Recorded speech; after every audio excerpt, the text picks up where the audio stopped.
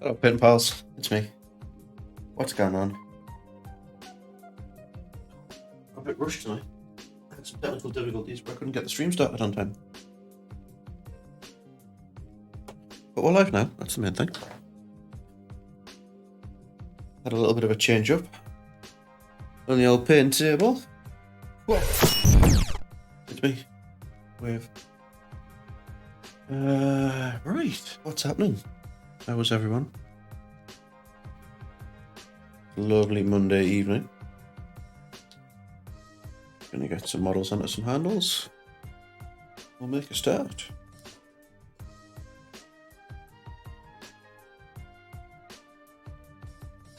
Gary, hello. Pushing them emotes, love to see it. How's your Monday going? Hope you're well. Has your have you ordered your thing yet? Your 3D print dragon thingy. I am pooped after work. That's no good. No good going to work and then getting tired. Right, I won't need the wet palette just yet, so I'll go to the side. Weird being in a new department. Oh, you're out of like pod now. Hello, it's Harry Plotter here. I'm on PC watching you today whilst painting. Welcome back in, Harry Plotter. Hope you're well. What is it you're painting today?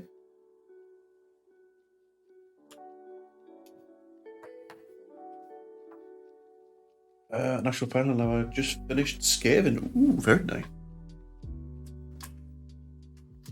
Anything in particular on the Skaven? There you go. Hellpit Abomination. Amazing. Lovely model that.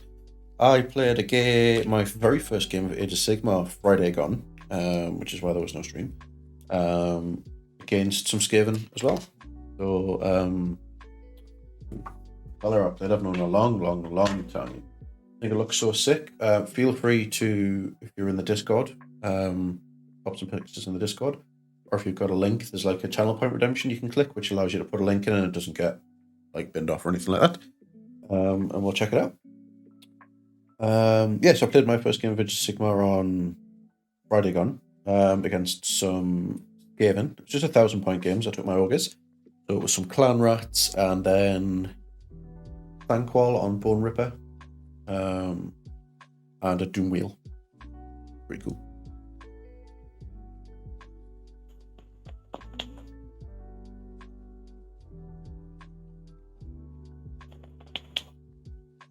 I need to set up a thing on my Stream Deck. Or Discord. Let me just get this a sec.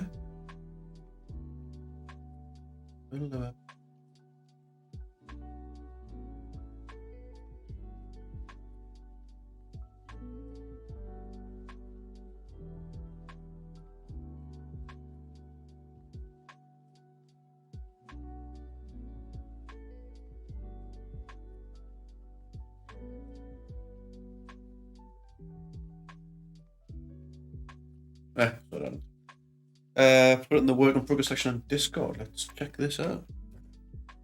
Oh yeah. Work in progress. Ooh, very nice. Like that. I like the blues, especially on like all of the like smoke and stuff. That looks well cool. Skin looks real good too. And I like as well, I think it's always like a really underestimated thing, is like the basing tonally matches like the rest of your miniature. So it doesn't take away from it overall, it like really complements it. That's some really good work there. That looks sick. You are indeed correct.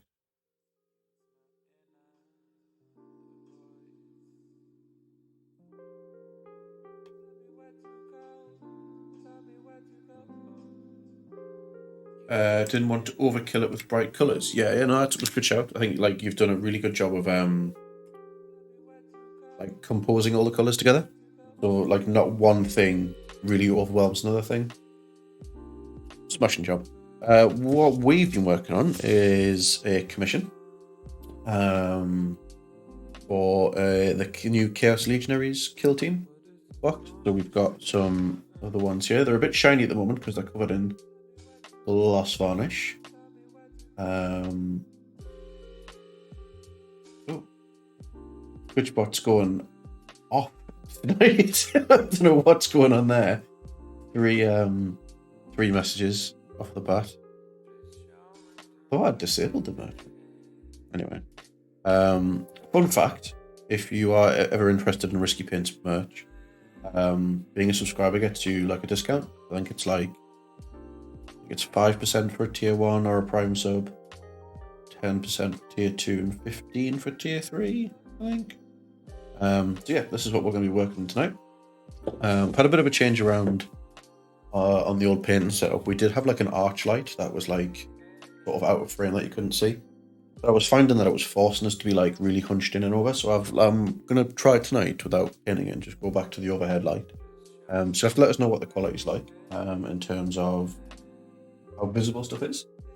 Because if it affects your viewing enjoyment, then it's no good. The thing we're going to be working on first of all is we're going to be putting some decals on here. So we managed to get a Chaos Space Marine decal sheet from 2013, which conveniently has 10 of the red Corsair icons. So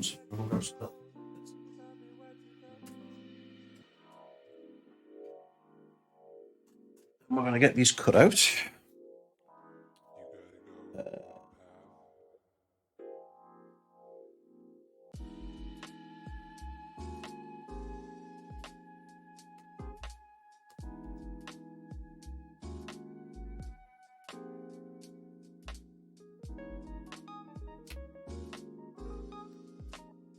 One of the biggest challenges when doing anything Space Marinesy is getting the decals to lie flat on the shoulder pads because they tend not to want to.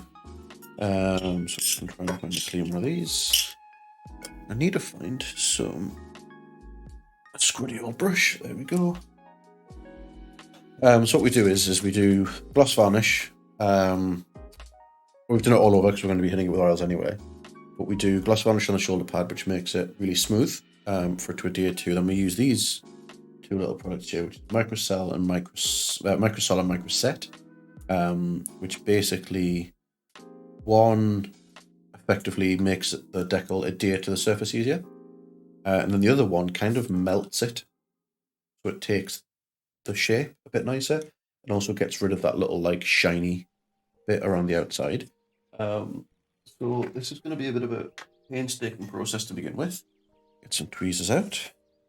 So let's work out the ones that we're going to do, because not all of them have blank left-hand shoulder pads.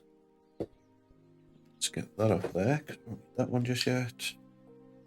Right, so we've got 6 to do. And then I'll have a chat with the client to see if he wants the decals to put on the quote-unquote wrong side.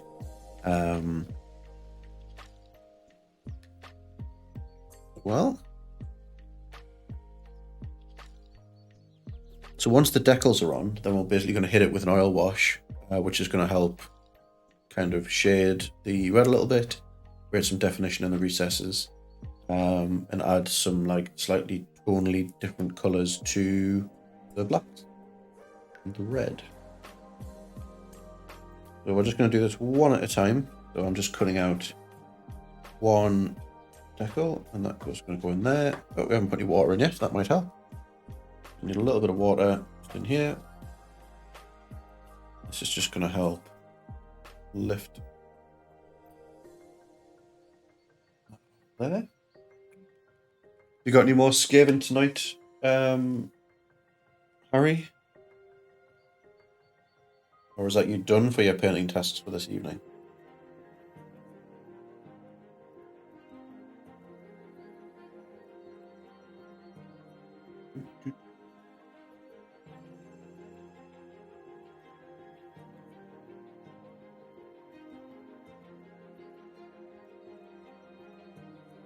Yeah, got another commission on one of those. Nice. I didn't really. Did you say that you did commission work The last time you were in, I can't remember now.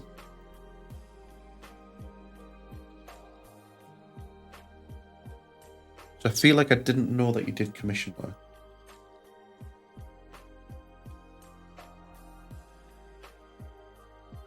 Did indeed, yeah. I mean, it was some days ago, right? Memory like a sieve. You been in the commission game long? Apologies if I asked you this all last time. My head's bad in a minute.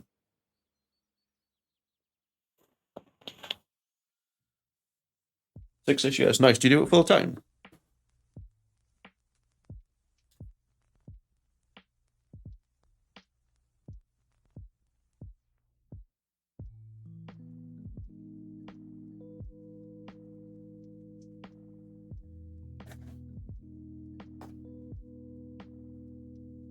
Yeah, 6 days a week. Done fairly well with it, to be fair. That's cool. That's reassuring to hear.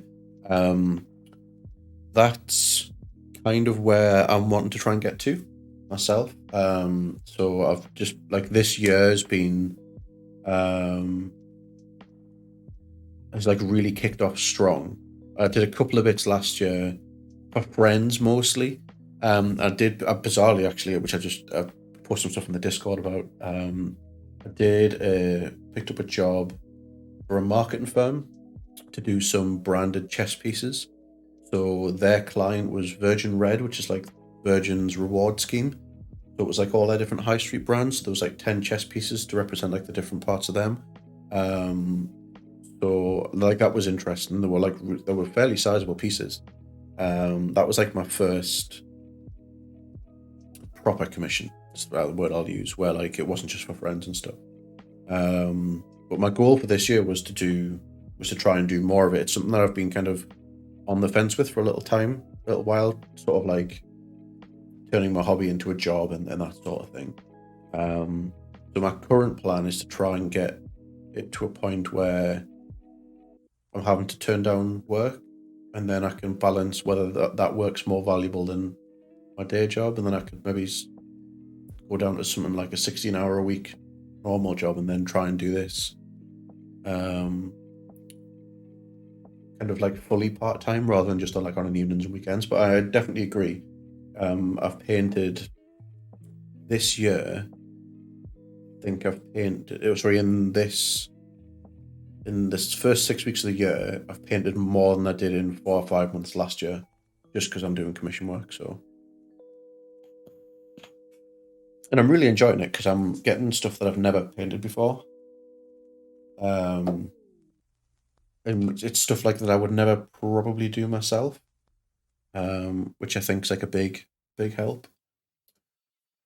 Blacklock Christine, hello. Finally worked out how to use that chat.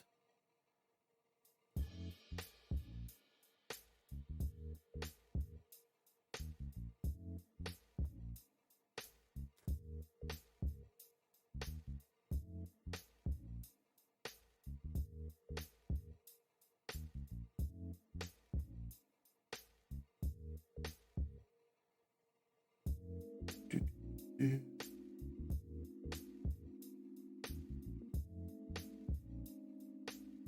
little bit more on the decal there.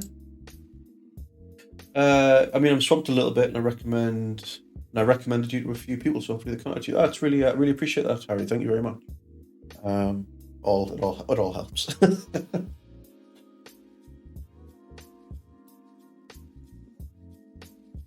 Quite swamped, is it just like you've got so much kind of coming in?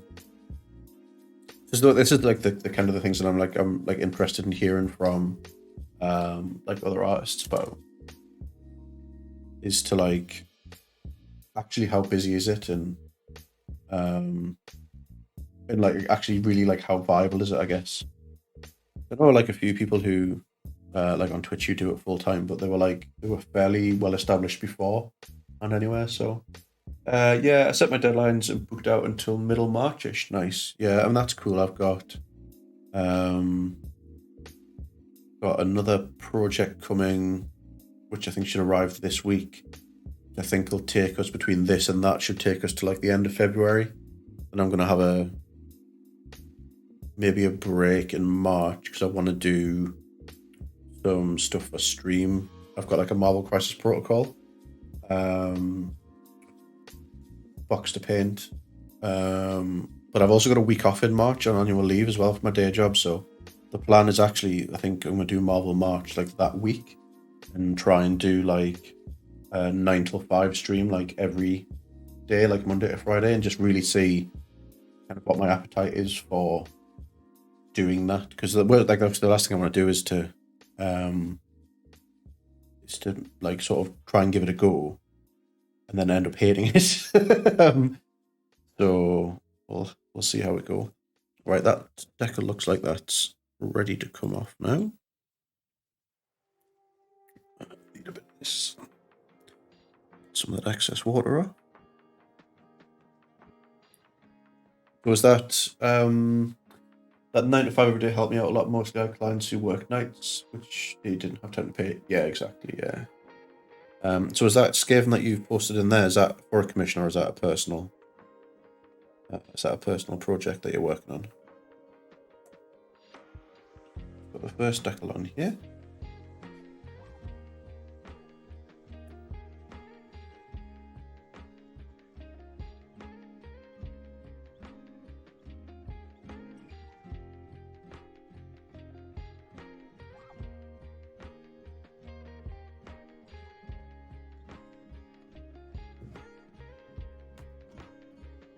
Yeah, person doing a big diorama. Ooh, very nice. I am a fan of dioramas. I've only done the one myself. I've only completed one myself. I've started a few and that kind of fizzled out. There might be some pictures that pop up in the gallery. I did like a 1/35th scale, like World War II diorama.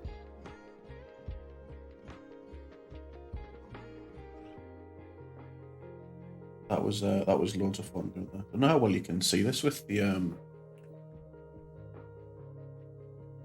like how shiny the gloss varnish is turning out. But we've got the first decal on there. Yeah, checking out your website. Some nice work, dude. Thank you very much. It's been a hard couple, like not hard. Like I've really tried over the past couple of years to improve. So that's always nice to hear that people like my stuff. If you've got your own website or socials, please feel free to share them either in the chat or in the Discord. Like I'm not precious about advertising on Facebook gaming groups. I haven't, mostly because I'm still trying to like kind of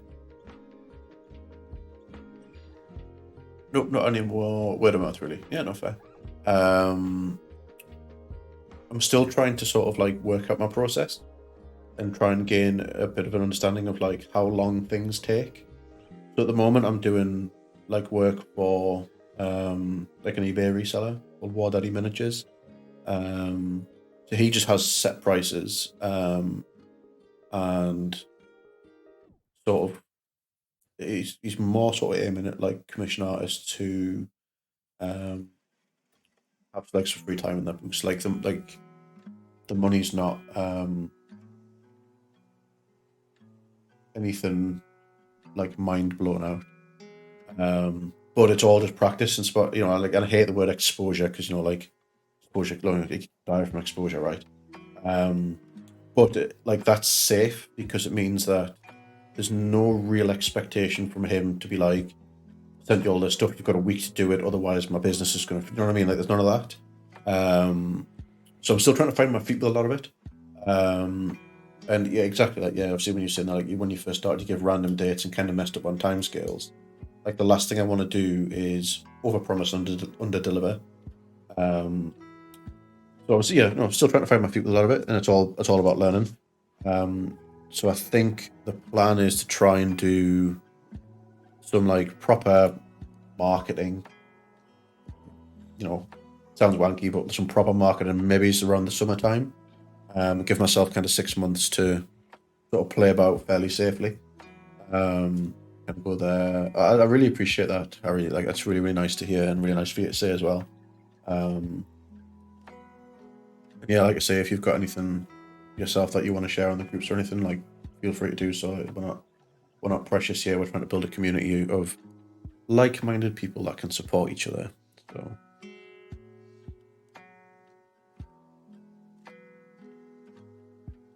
we're a little bit out of focus, yeah.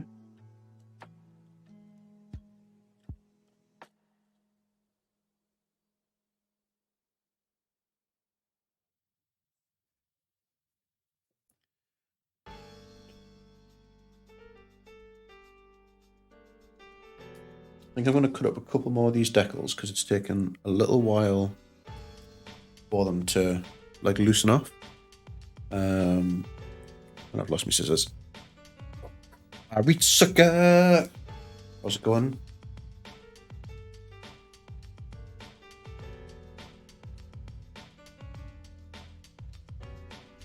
What's happening out new? Are you still playing? Excited for March, I can't think why. Well, don't know, mate. Got nothing planned. No, it's looking really good for have you ever done a commission and they shared that and the person took the credit? I assume like I just can't say anything just in case he doesn't come back. It's the manic of this law, but it happens a lot more often than you think. No, I've not, to be honest. The people that I've done commission work for have been really sound in saying that it was me that did it. The guy that I work for from the eBay store, when he puts the photos up on like his Instagram and on his eBay store, it has my name on it, which I thought was really sound. Actually, it was not what I was expecting at all. Like really, really classy move from him. But I don't know actually how well that would be because I know that I painted them and they're on my portfolio. So that's kind of all I really care about. So until it happens, I guess I don't know how I would feel about that, but it's rough, I guess, when that like stuff like that happens, when you've put like a lot of time and effort into something, and then someone says that they did it. So, so yeah, we're working on these red Corsairs at the moment. We're trying to get some decals on. Camera's not really liking it because they're covered in gloss varnish at the moment. We've got all the red pretty much done. I'm fairly happy with the red. It's not as vibrant as I was kind of hoping, but that's okay. We're just trying to get some of these shoulder decals on now. Done the first one there. Everybody can kind of see it. I'm going to get the decals on the shoulders, and then we're going to do some oil work. But yes, I am also excited for March. I'm really looking forward to doing them.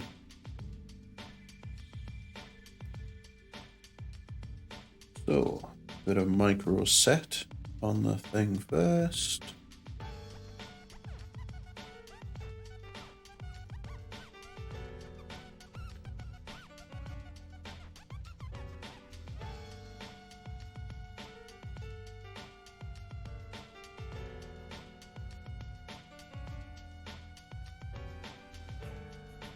Right. That's on the shoulder pad now. Get this in position.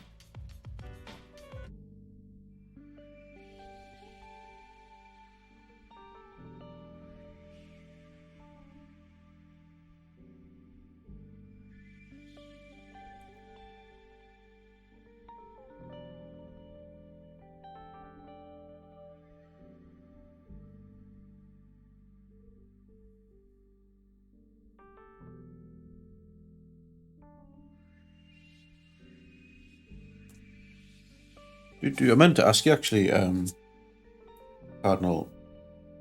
The plan was to just do them like traditional box art color schemes. I assume that's what you wanted.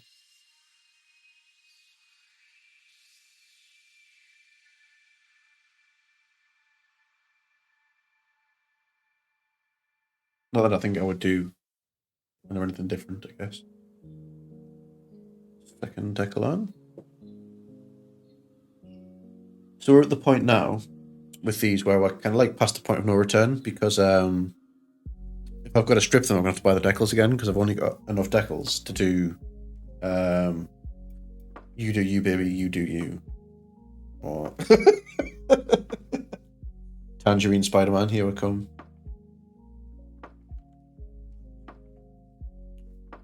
Yeah, so if we fuck these up now, and we've got a strip, we're gonna have to like wait a couple of days because bad decals again. I don't mind. I know we discussed daft things like Spidey Noir, but I don't mind. Yeah, I mean, like, if it was mine, I would maybe just like try that. But it's not something I would do for somebody else's. I think just going like traditional will be the way forward. Like, and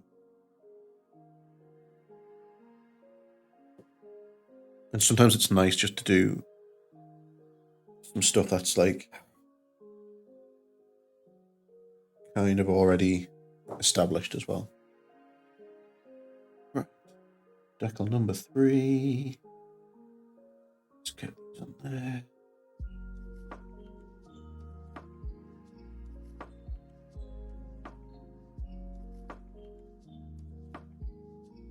How's your Dragonflight experience? You still enjoying it?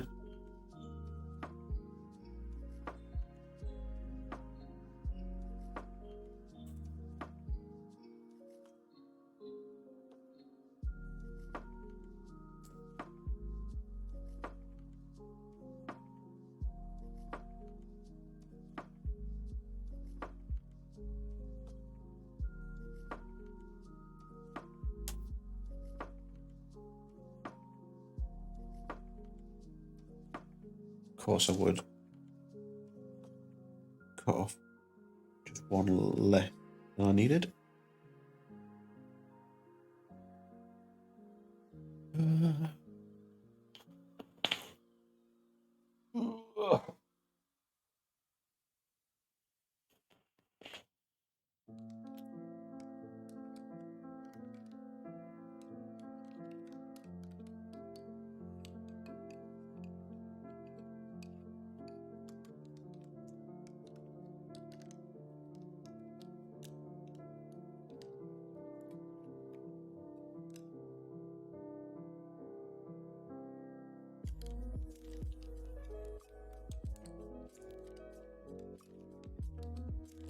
Oh no, got a decal stuck to the paint tray.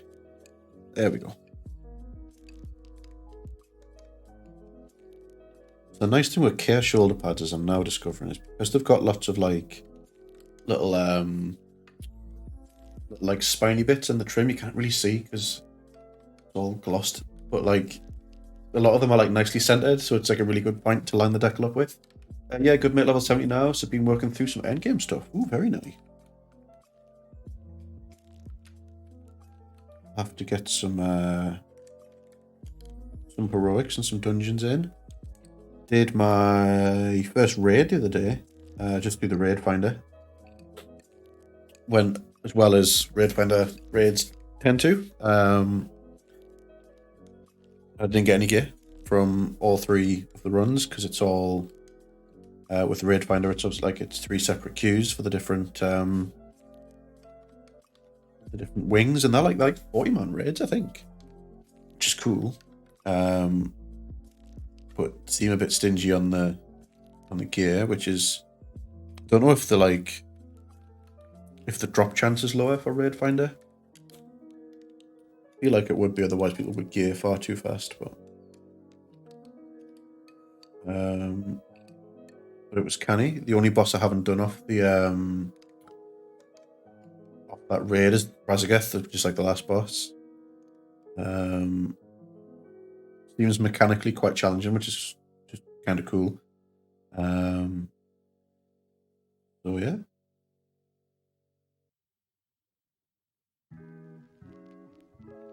And pick up some good gear upgrades just from like leveling the rep with the different factions as well.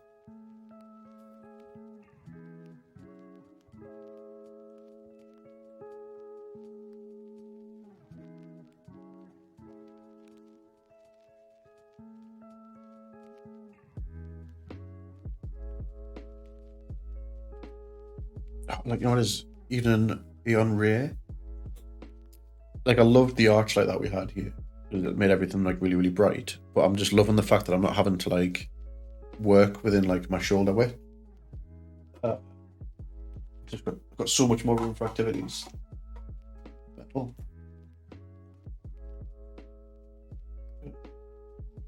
Yeah.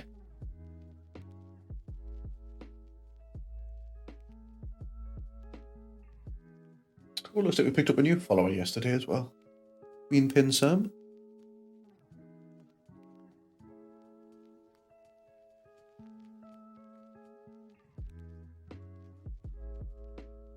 How was your weekend away?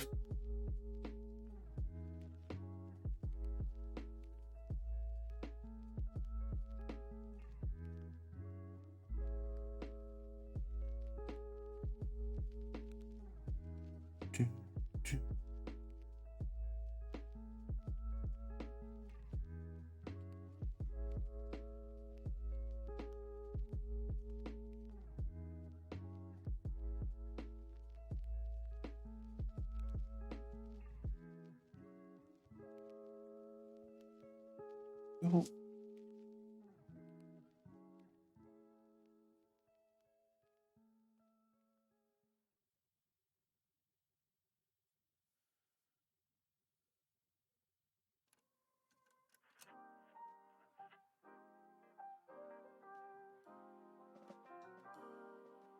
Great, very chill, but the 2.5 drive over there turned into a 4-hour drive. Oh no.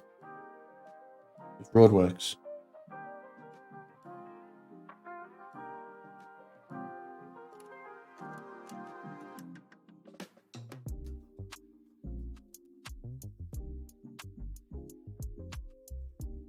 Was your journey back a bit better though? Hopefully not. An 8-hour round trip of driving.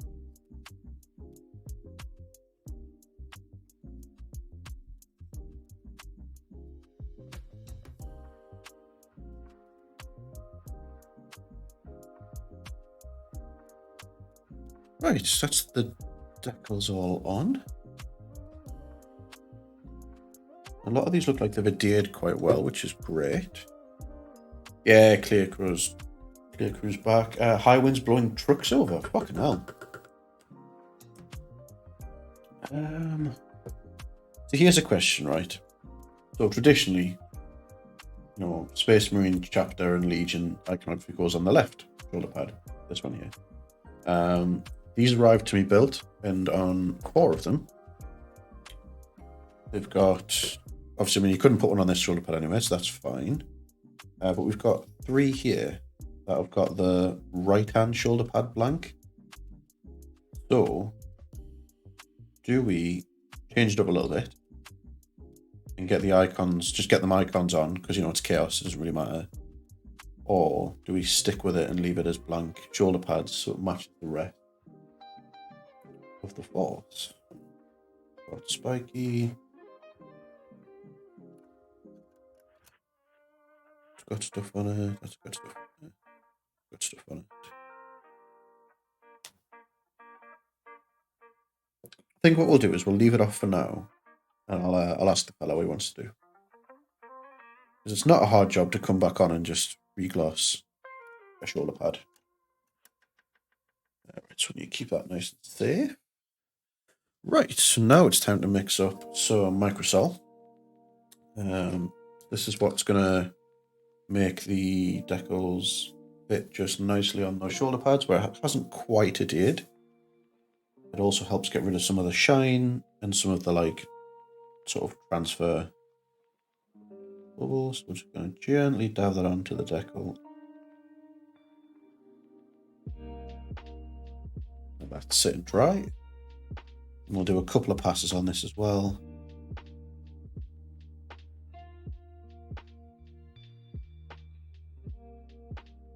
Get this nice and flat. Oh, I don't know what it's made of. Basically, it makes the decals look like they were painted on.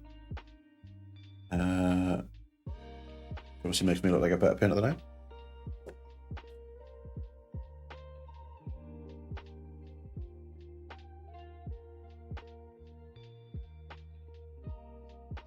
Luckily, actually, it looks like a lot of these have actually kind of managed to lie pretty flat by themselves. Which is cool, considering that the shoulder pads are rounded.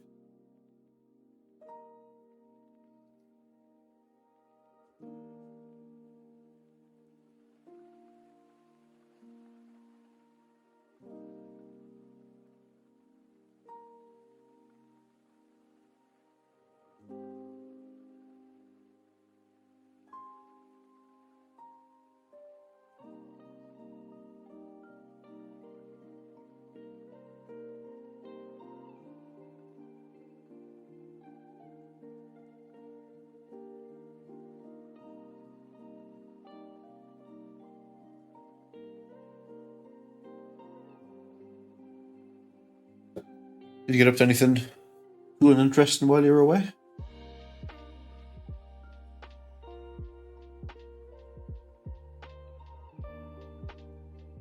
Was it just a couple of nights out on the lash?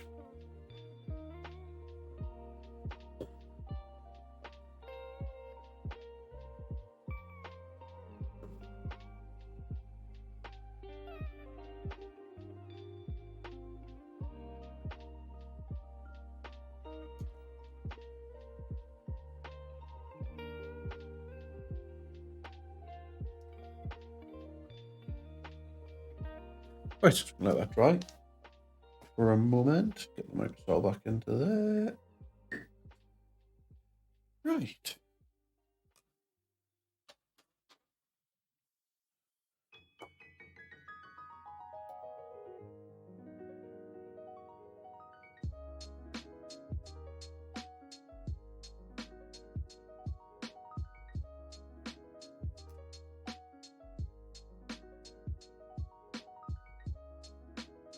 Drank plenty of gin, got introduced to Dave and Archie's friends. I was the only skinny, non-muscular gay guy there. The rest of them were stacked. Fair enough.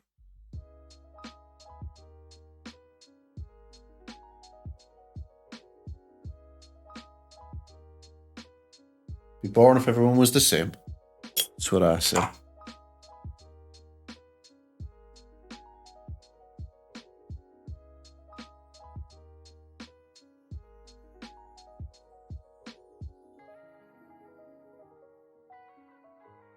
Oh, I've just seen your message. Richie, I'm really sorry to hear. I wasn't ignoring you.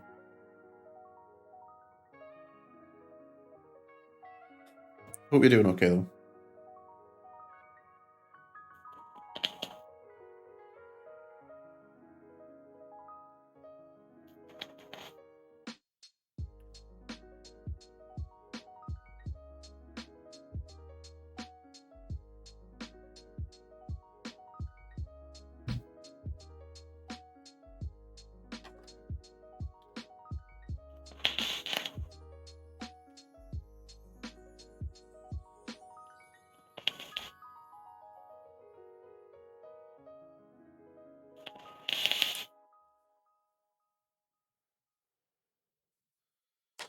Right, let's get some oils mixed up, I think.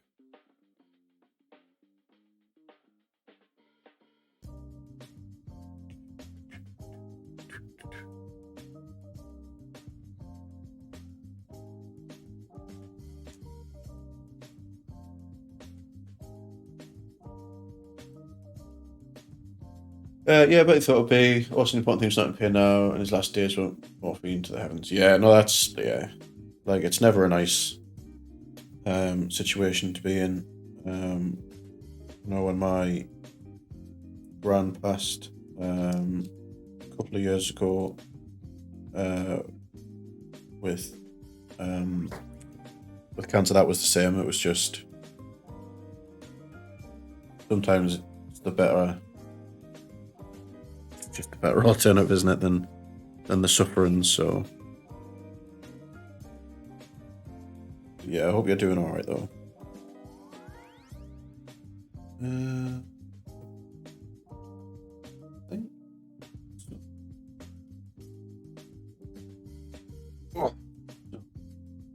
Get paintbrushes.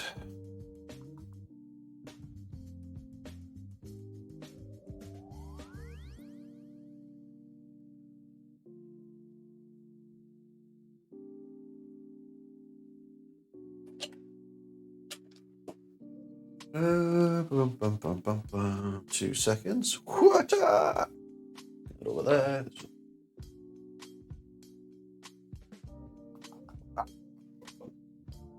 You'll be okay. Cheers, my guy. No, that's like one of them things, isn't it? Oh. My camera's decided to invert. 2 seconds.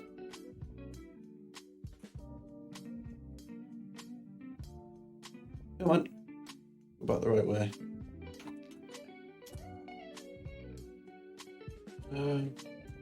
Oh no. Disaster.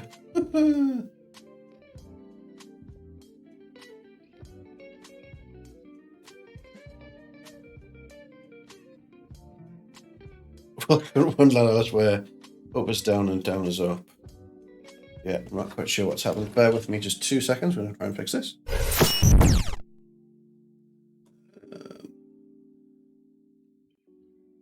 Studio mode.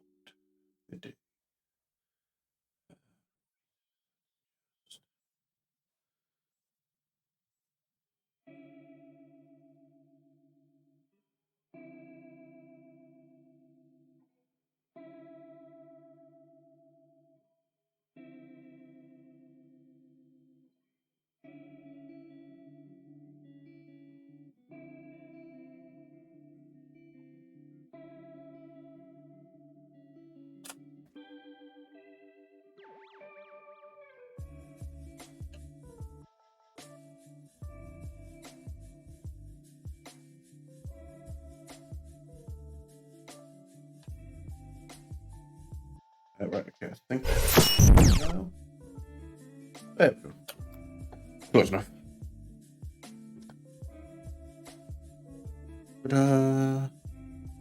Right.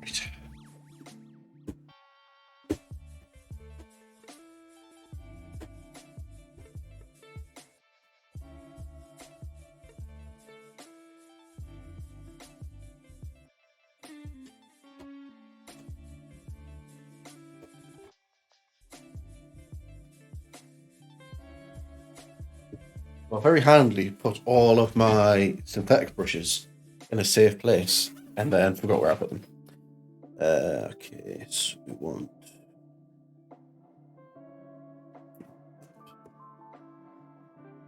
Okay. Ta-da!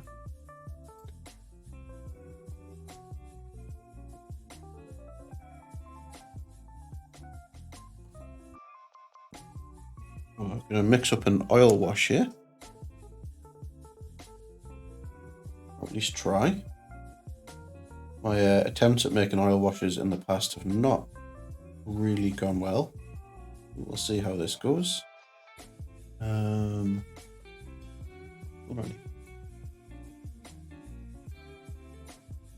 Because I've moved the camera now, everything's gone to shit.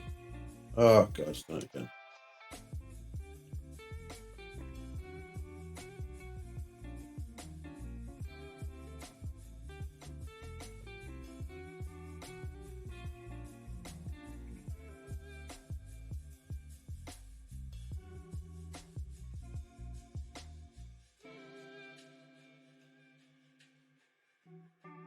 Yeah, that'll do.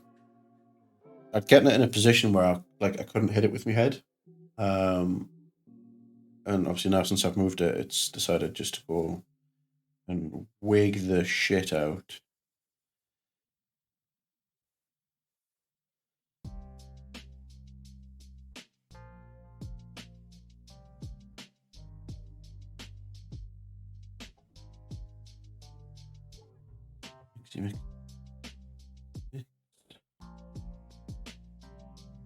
Yeah, that's all right.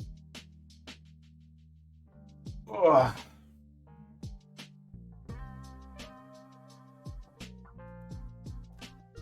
I just want to come with a fine brush here.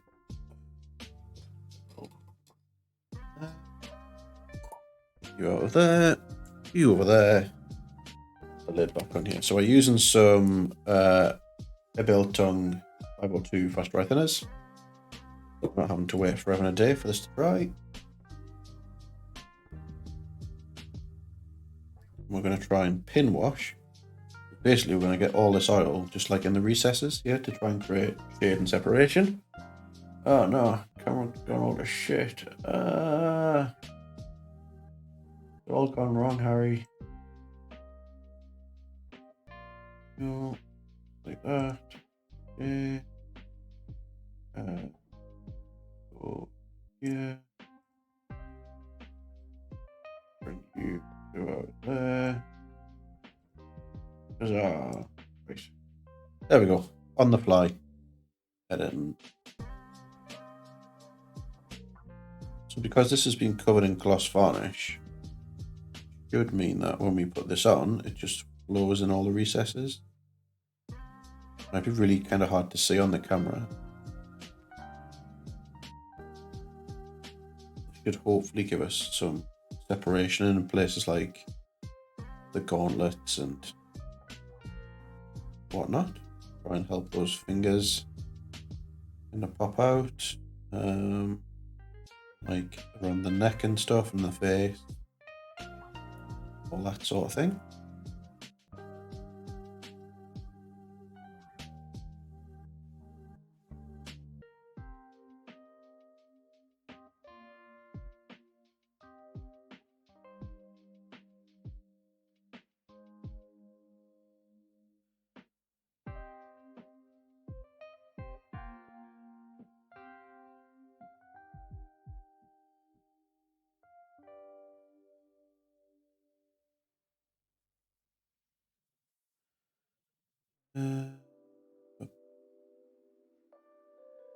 We've already been through these once already, so we're just kind of trying to build up some of this darkness in recesses.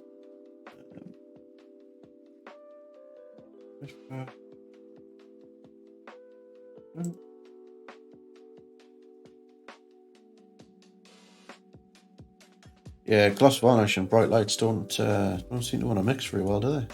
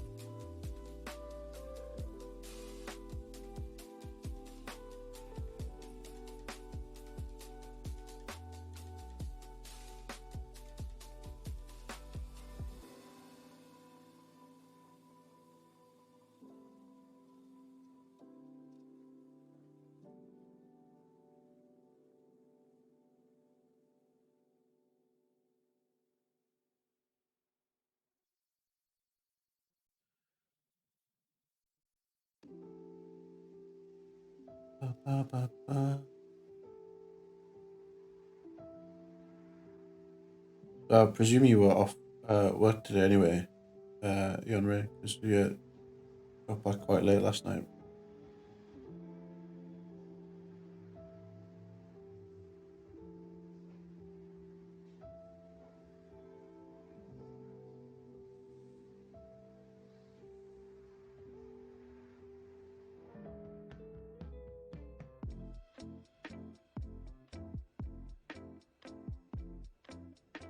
Nope, you in work today?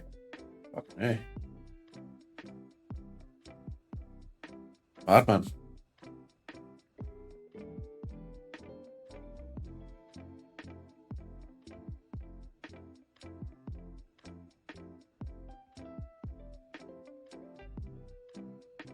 Wish I hadn't been. 24 visits on both teams. Rough.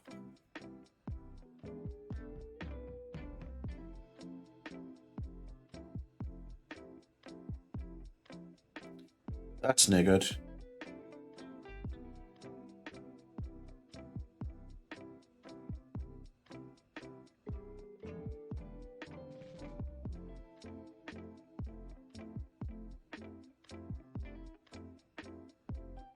That's a big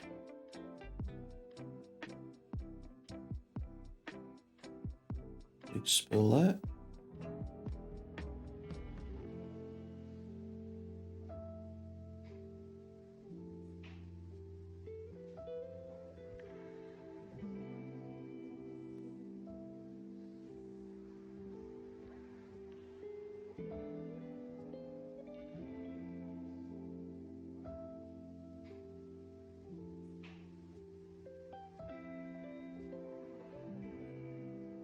What I might try on one, just like washing the entire thing and then trying to take some of it away, rather than trying to like pin wash it. Let's try it on. Get it just everywhere.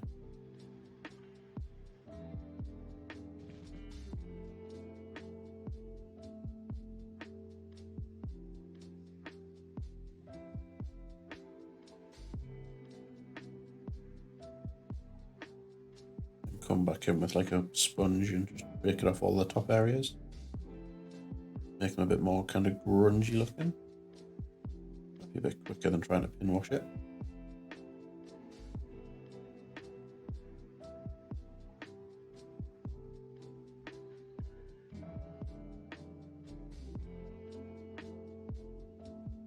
Supposed to be 4 my team and 5 in there, and there was 4 in total. Oh Christ. Even worse. So busy then.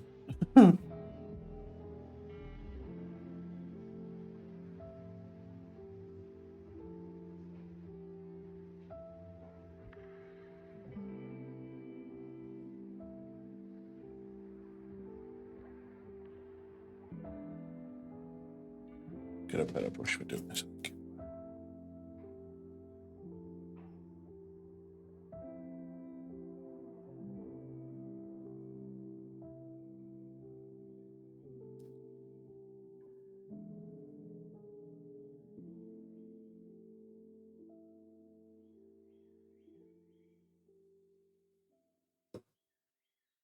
This might be the way forward, to be honest. Get these done nice and sharp and quickly. Lift off a lot of it.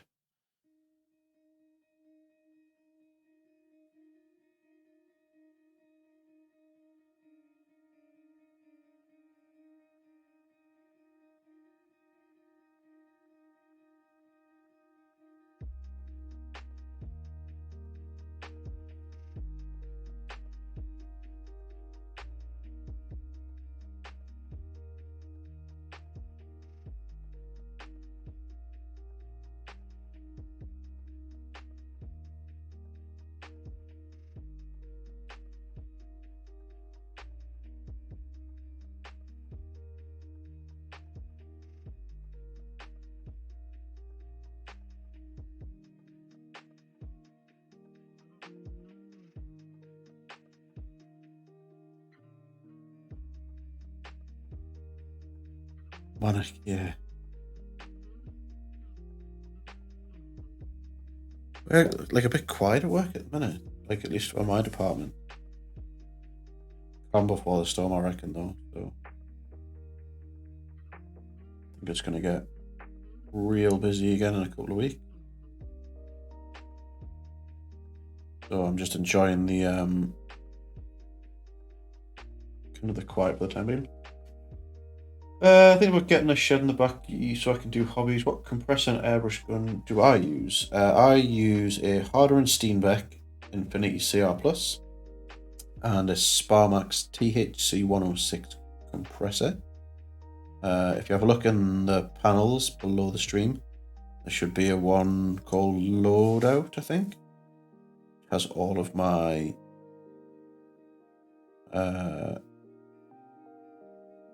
like hobby stuff on. What I would probably recommend for your first airbrush is to not spend £250 on one and get something a little bit more entry level. If it's something that you're going to enjoy using and want to use, and then kind of go for it. You can get an airbrush set up on Amazon for about 80 quid. I think like when I very first got into it. Don't know how much it would be now, but about that kind of money.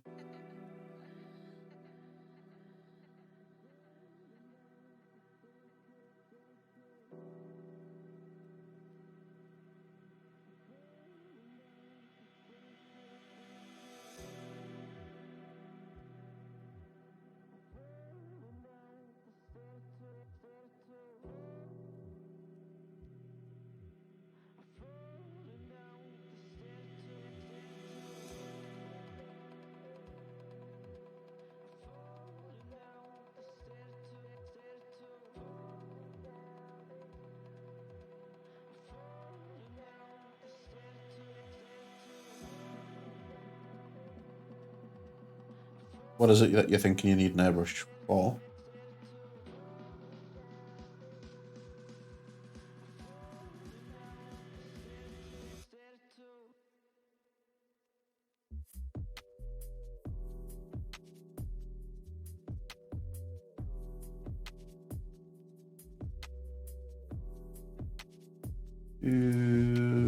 Still got the flamethrower airbrush games work. Okay. I mean, that's fine.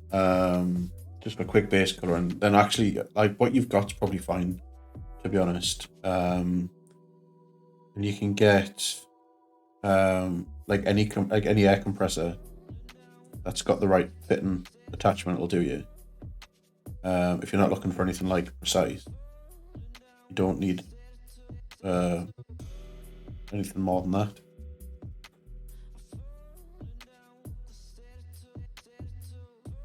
I would probably even go as far as say that unless you're planning to do a lot of it for a long time,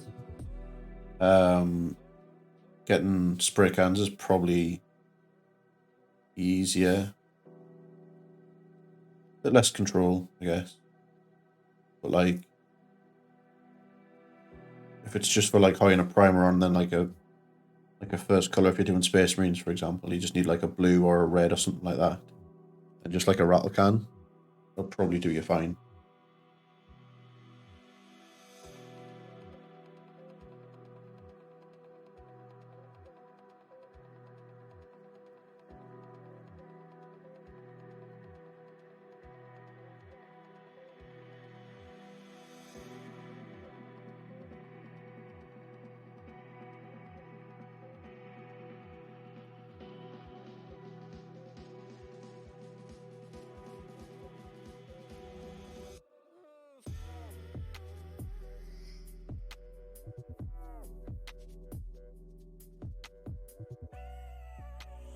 A lot less to kind of go wrong with it.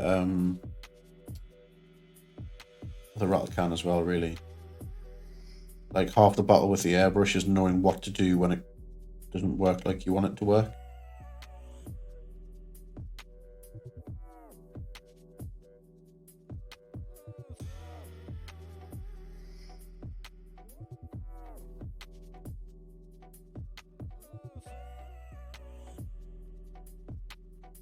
Yeah.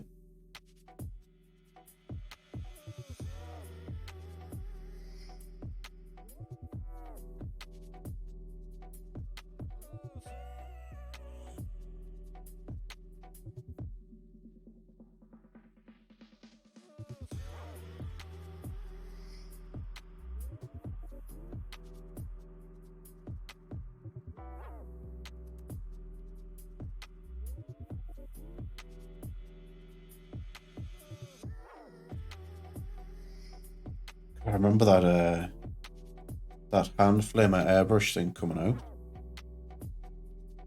and they sold cans of like compressed air. Go with it.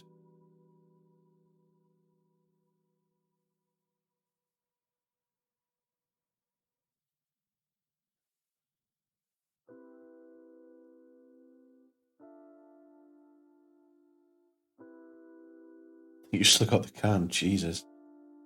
I mean, I would like to think compressed air doesn't go off, but some next level hoarding right there.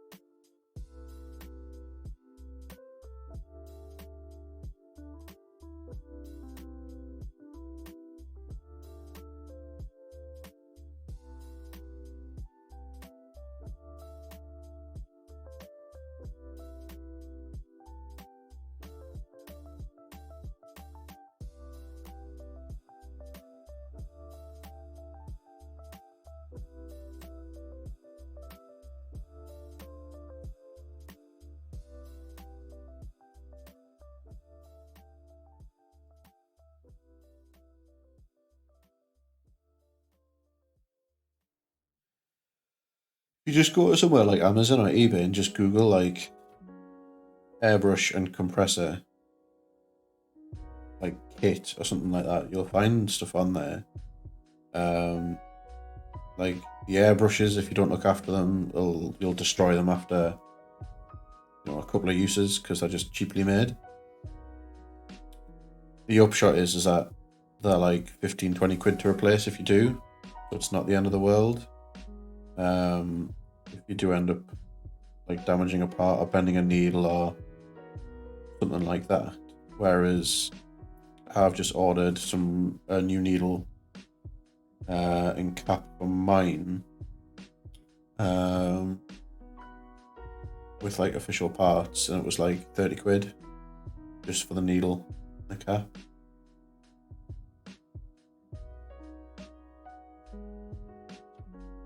Which still isn't bad. It's just, like it's just another cost, that's all.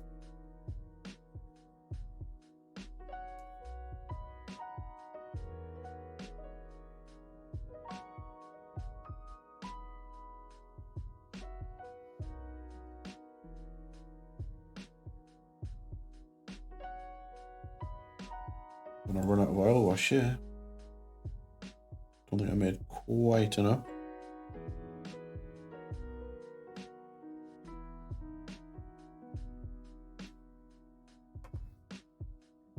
Two.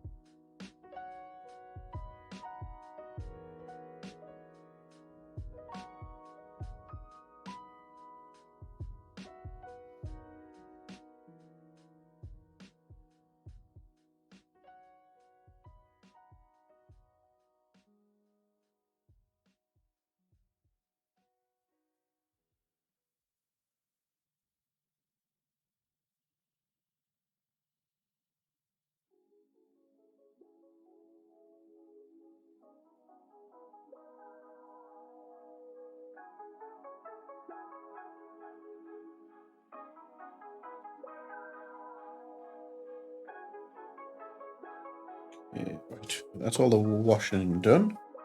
So we're going to pop that off to one side. Get this moistened a bit.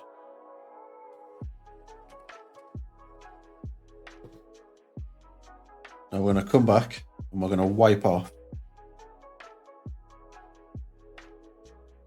the vast majority of this wash that we just put on all the high parts. That's going to make everything just nicely.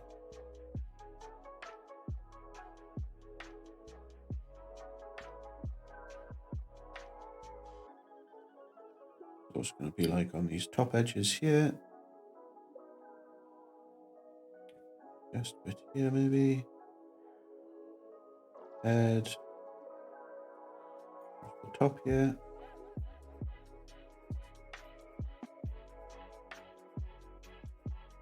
Top half of these shoulder pads.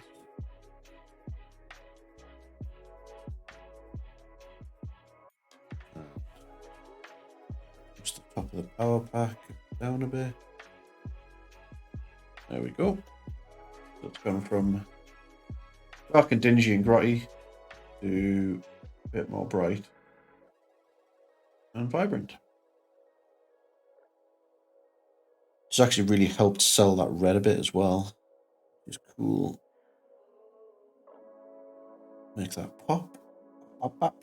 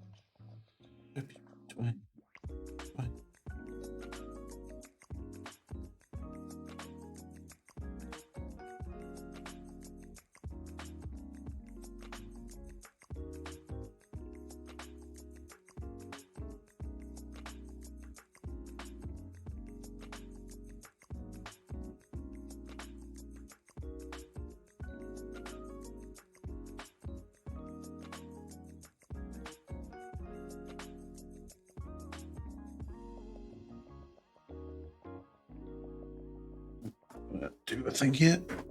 Just down a touch.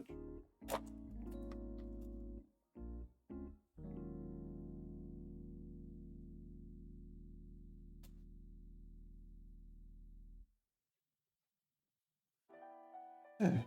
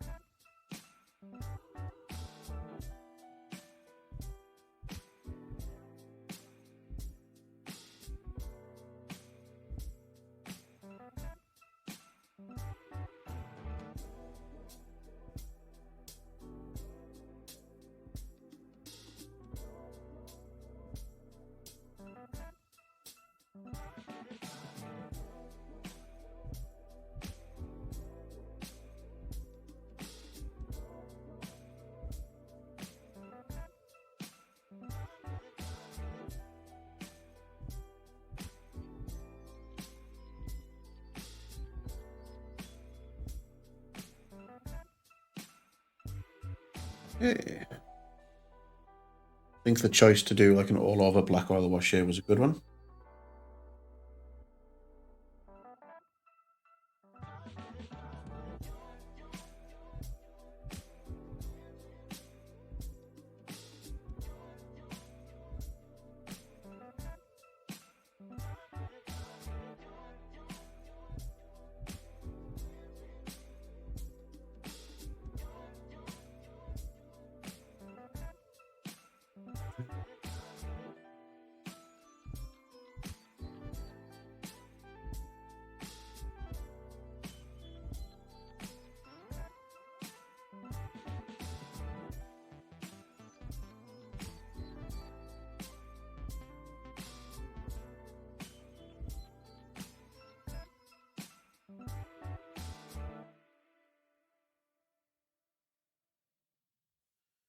Just gonna clean Q-tippy thing.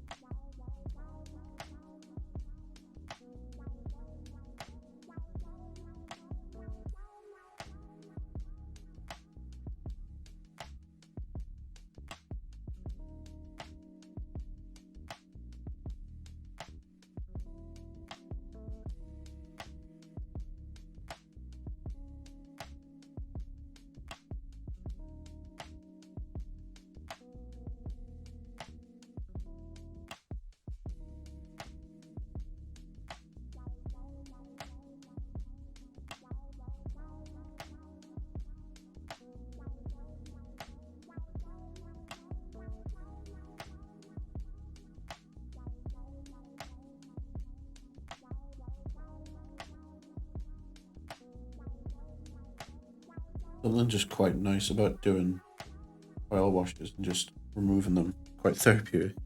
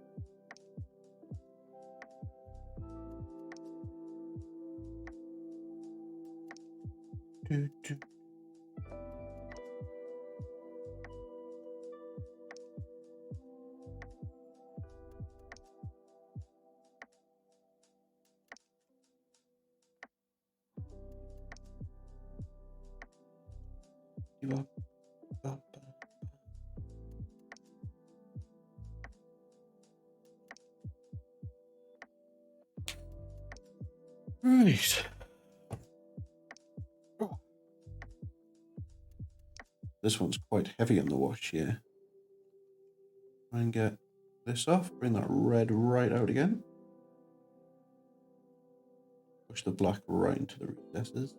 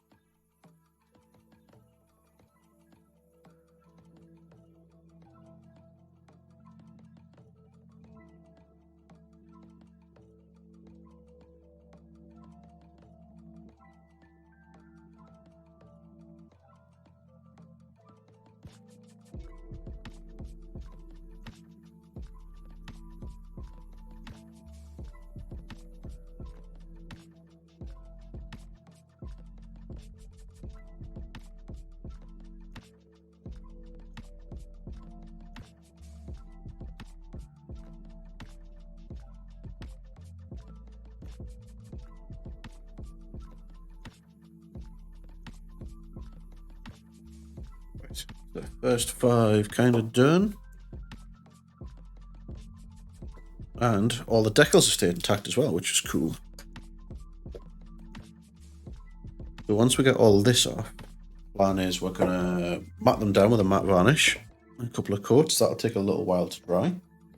Once that's done, we can do things like the metals, the leather, the pouches, the horns, all the kind of cool little details that are on these as well.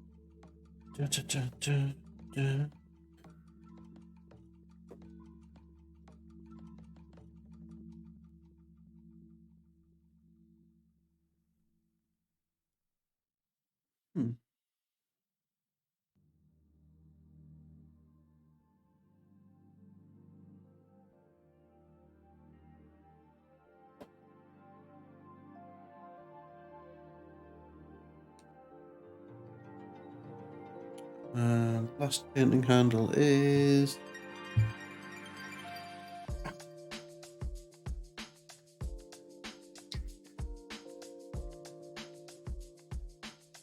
what have you got in mind for your first hobby project then, Richie, when you get back to it?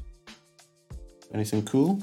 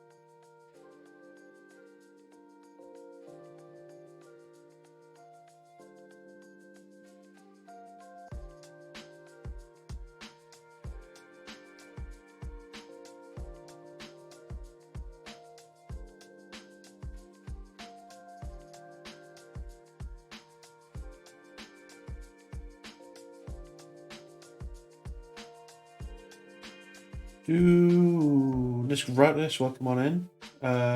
Richie, you got the mobile suit RZ78B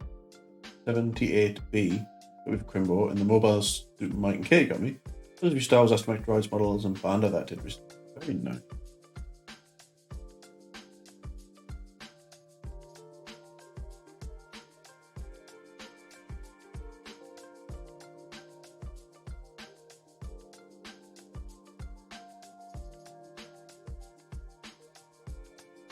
How is your evening going, Nisralis?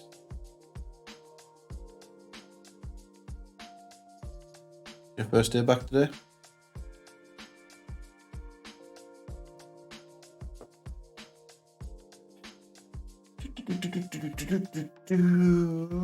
Oh, it's a cool spot. Are you rubbing something on or dabbing something off? Rubbing something off. Right. So these have been hit over with like an oil wash all over. Because I was trying to pin wash them, and it's dull as fuck. Really honest pin washing. So to kind of drive a bit of the more grimy aspect of it, a bit grimdark, I just did like an all over wash with some black oil paint and some fast drying thinners. And now we're going back off and removing it. This is a subtractive technique. So just go on with a little bit of thinner, hit an area, and then it kind of just gets pulled down towards the shadow. So the bits at the top stay nice and bright and vibrant, but the bits underneath get even darker and grimier. Like that. Probably see that on the arm there now.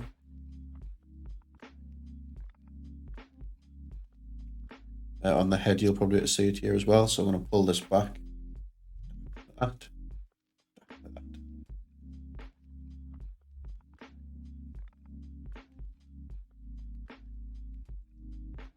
And in places where we need to be a little bit more careful, we just dab it away.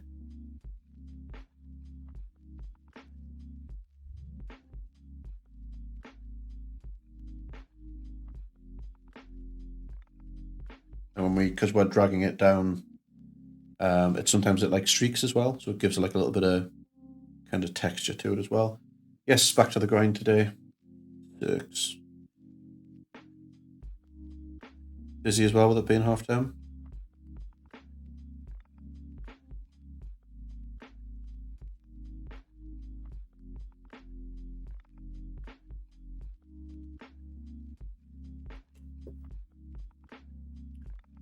So here's a few that have been done already. The red's starting to get, the more contrast we're putting in with like the oil washes, the more the red's starting to really pop out. Got the decals on, not be able to see it very well because I covered in thinners and gloss varnish, which is doing a fantastic job of just reflecting all the light straight back into the camera sensor. Nice oil washes over acrylics fascinate me. Yeah, they're really cool. Like it's something that I want to try and get better at doing for a little while now, and this just seemed like the perfect opportunity to give it a go. I'd like really hit and miss results with it in the past, and I think it's because my oil washes haven't been saturated enough, but they've been really weak. And then I've had too much thinner on the like on the cotton bud type thing. So I was basically putting it on. It was on really light, and then I was just wiping most of it back off. And not leaving it like in the kind of the recesses where it needs to be.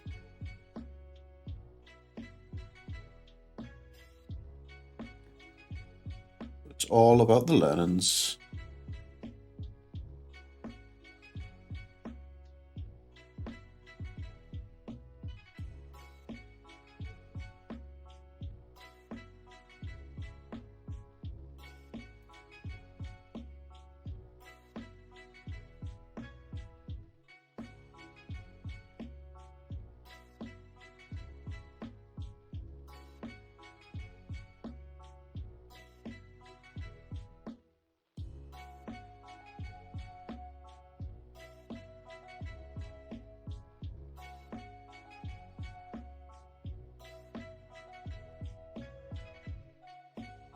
The worst bit's on these like power packs, because they're covered in these spikes and horns and God knows else what. It's an interesting use of mixed media, but I've always been told that oils take forever to dry. So how does that apply miniature, which will be getting handled or have more acrylic applied over the oil? So I use a fast drying thinner from Killteam 502, which is a subsidiary of AK Interactive. So this dries really quick. And as soon as they're touch dry, you can just seal them in with a varnish, which dries quicker. The nice thing with using oils over acrylics is that the solvents that bind them, so in oils it's like an alcohol or like a denatured spirit, whereas acrylics is water and like a plastic medium. They don't interact with each other at all. So you can put oils straight over acrylics and acrylics straight over oils because they're totally inert with each other. But they do take forever to dry. You are right, and that is part of their charm. Is because they take forever to dry. You've got loads of working time. So unlike an acrylic wash, which will dry very quickly, and if isn't applied right, will dry inconsistently, and that's how you end up with like tide marks and like buildup of like residue in the like recesses of something. Oils have a bigger working time, which means that you can move them around, reapply them, unapply them, and the nice thing is that they are infinitely reactivatable until sealed with a varnish. So I could leave these for like a week, and then come back with some more thinner and go back over them again and take more off. That's the other kind of like benefit to them, I guess.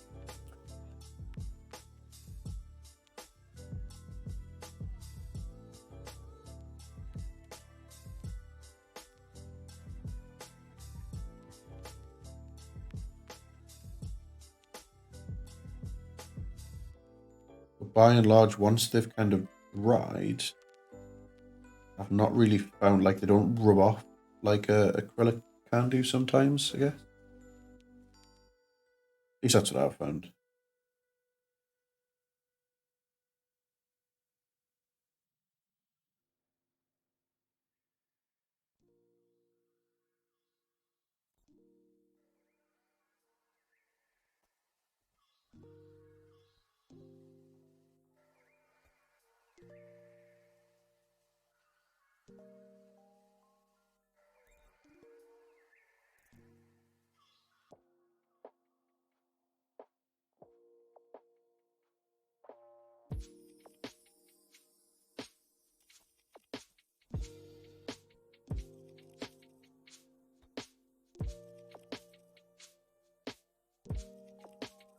Good to know. One day maybe I'll try it out. Yeah, it's worth having a go. Like, the other thing as well is because it's got such a big working time, they become easier to blend as a result. Don't know at all, that's fine. So like, if I go back to this one now, you can see how it's kind of dried a little bit patchy on this shoulder pad. I don't know how well you can actually see it with the light, but I can go back in now again and remove even more. Even though that is now like dry to the touch.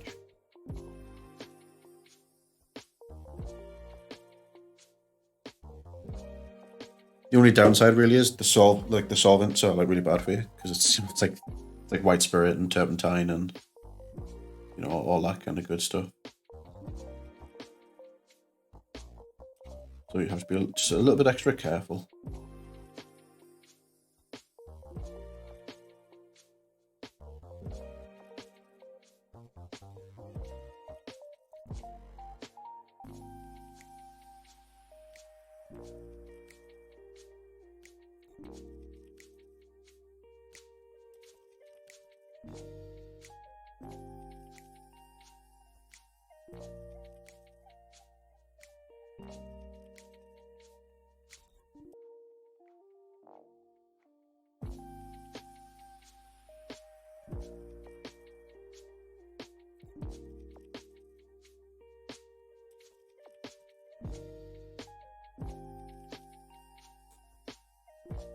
There we go.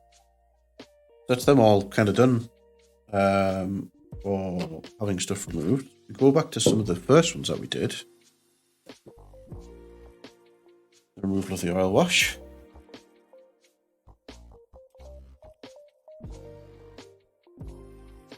It should be looking nice and popping now. So what we're going to do is going to get the hairdryer out and we're going to give these a blast with the hairdryer. And dry them off a little bit. So I'm going to kill the mic because no one wants to hear the hairdryer.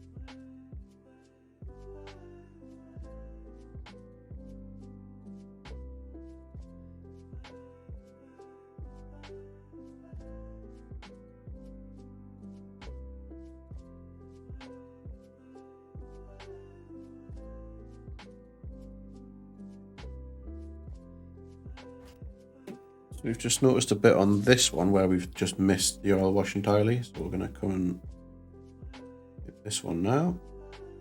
So even now, after it's been hit with a hairdryer, it's still workable. So like all in like here on the back of the where like the shoulder pad is, with like a Q-tip thing. Yeah, bud.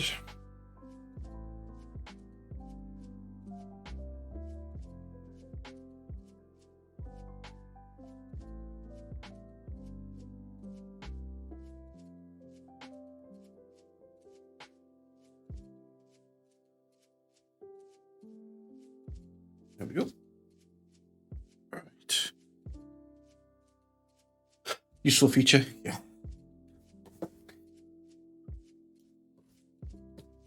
Right, so we're going to give these just sort of 10-15 minutes to dry off. And then we're going to probably have to hit them with some kind of a matte varnish just to take the shine away. What we need to be really careful of at this stage is that we're really happy with where the oil washes are and where the shading all is. Because once it's sealed, there ain't no coming back. So just going over some of these again. Get them nice and cleaned up on these high points.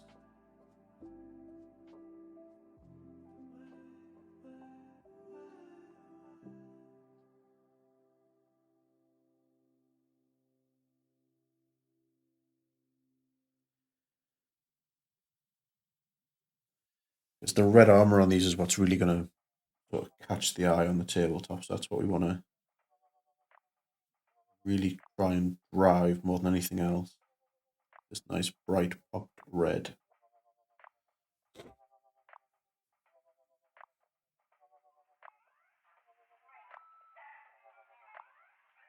How was your first day back then anyway? Was it busy? Quiet?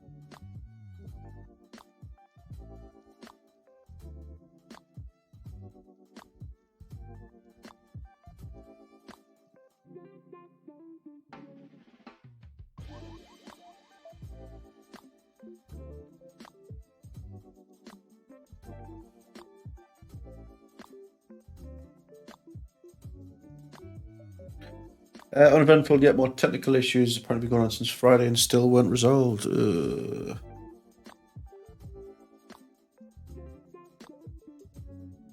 suppose as long as it's not your job to fix them, I guess it's not too bad, eh?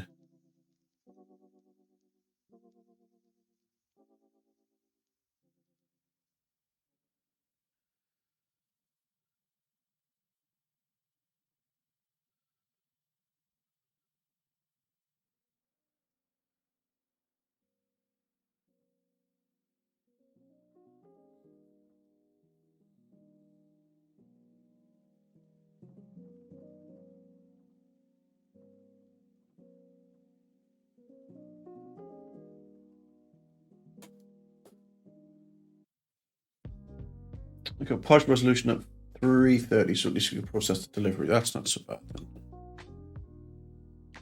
Still a pain in the ass though.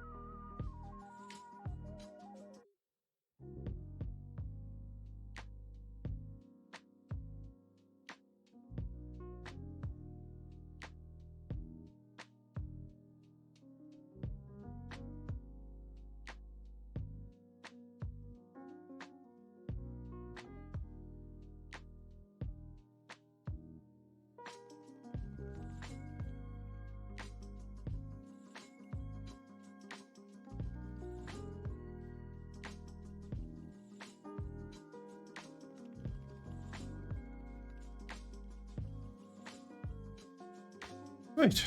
I think I'm pretty happy with where all that wash is now. So, favourite bit of the hobby, we're going to watch some paint dry.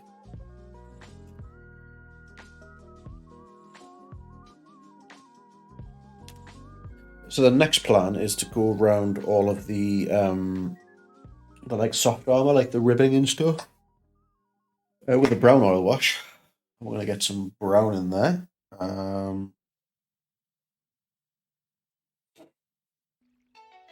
Then once that's done and dried,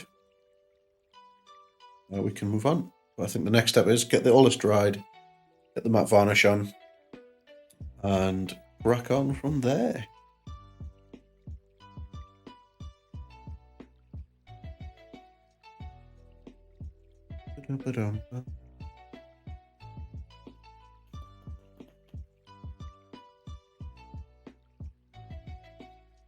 No, it's okay. Just need replacement things like lights and aircon.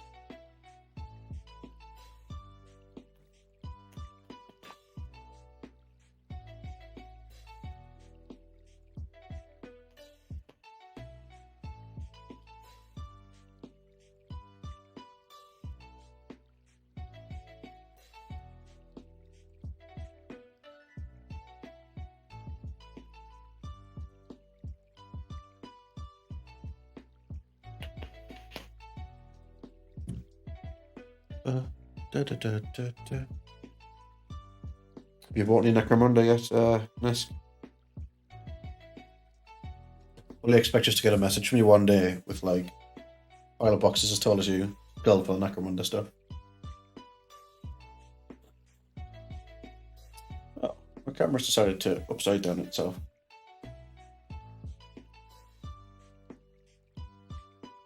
This is a cool feature. Give me 2 seconds to resolve there. There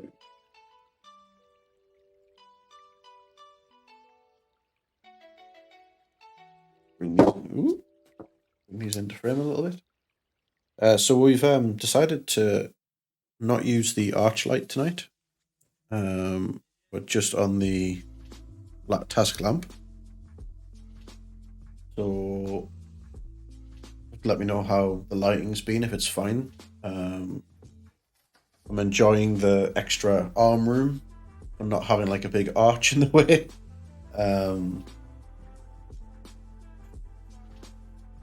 That's been cool.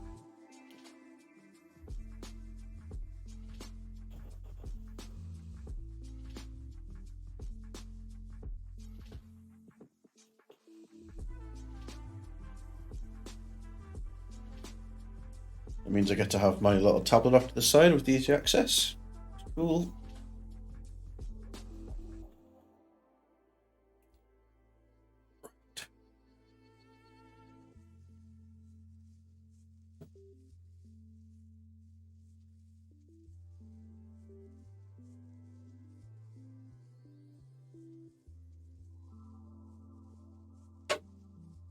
Wow. Get the airbrush ready for the matte varnishing.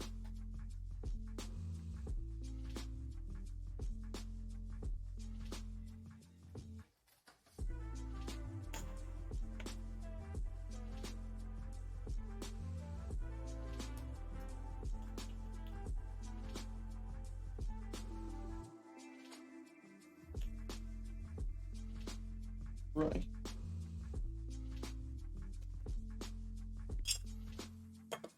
Gonna mix up a good chunk of matte varnish so we can get all of these done.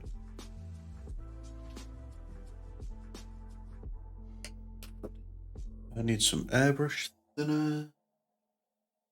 This.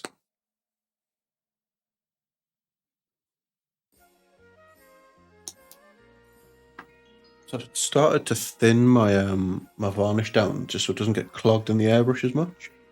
We thin it down about 50-50. Varnish to airbrush thinner.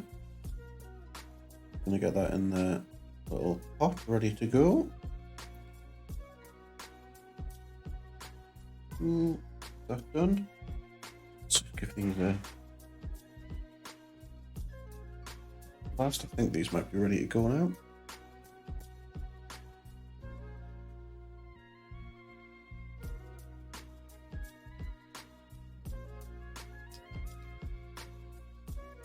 think the like mud that I've put on the base looks really cool with a gloss varnish on, so I might do that for the base. Once we're done, is to come back over and just like manually paint on some gloss varnish and do it like a really like muddy field kind of look. For the basin.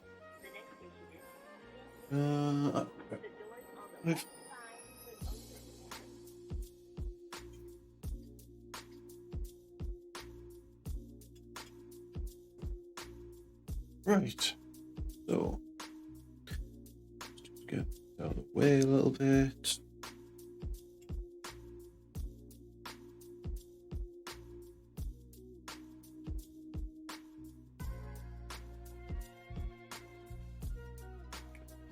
That was cool. Overfilled the airbrush cap a little bit and then just spilled matte varnish all over my hand. That was good. Good start.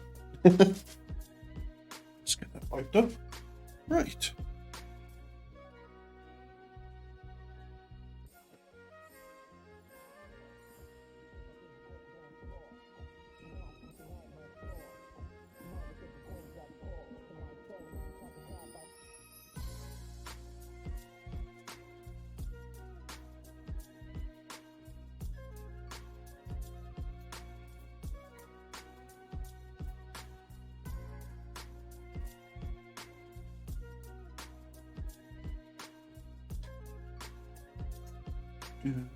Hopefully the airbrush sounds aren't too loud for you. Just let me know if they are.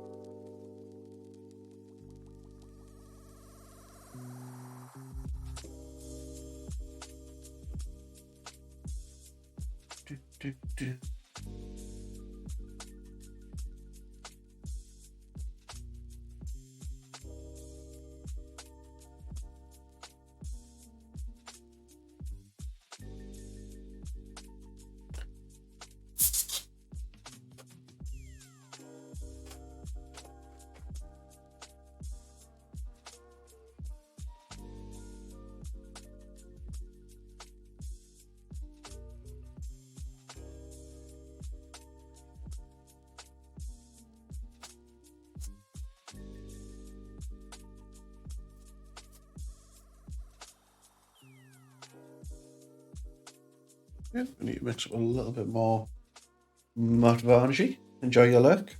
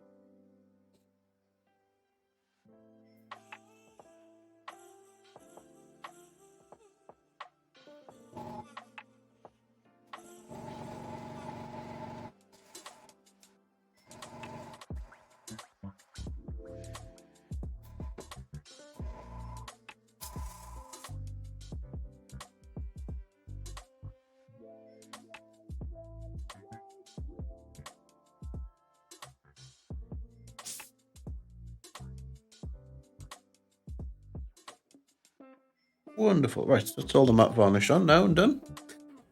Put you out of the way. Stretch. Oh. Right. There. You back there. Right, so I'm just gonna again to watch some paint dry, unfortunately.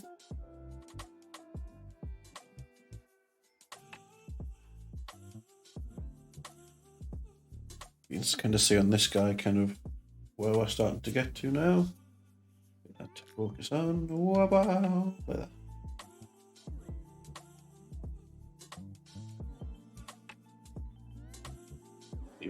Yeah. I think the next step, I think once we're dry, is to go and just touch up any bits of black that we've missed. Just on like bits of trim and that where it's just not really that opaque. You kind of see down here where like it's not quite covered correctly. So it'll be a little bit of a tidy up. And then we'll do the brown on the soft armor. But we'll do that first actually, because while that's drying, we can do the touch up and go from there. Sounds like a plan.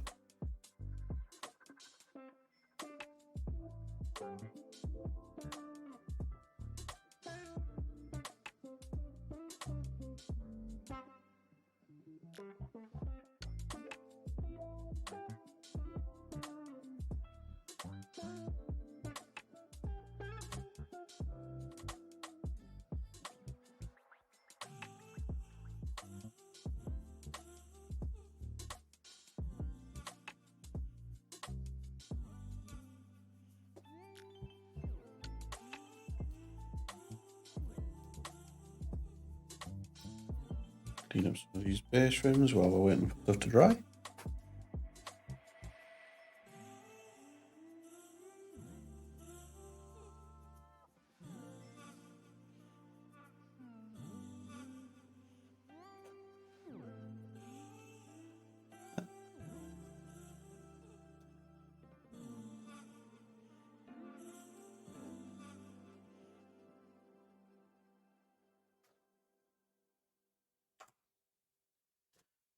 Right.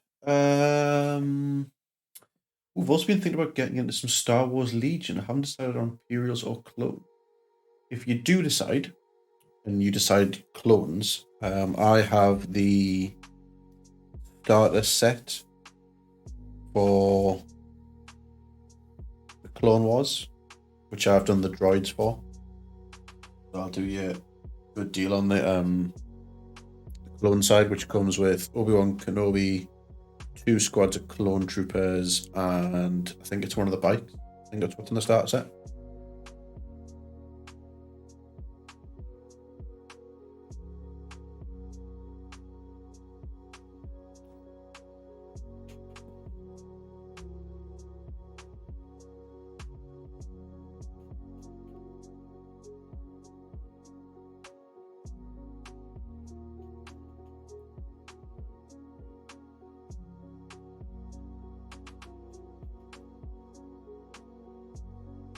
The only downside to Imperials and clones, all of the white. It's not too bad, I'll be honest. If you do a white primer and then get a contrast, Games Workshop contrast paint, or Apothecary White, which is this one here.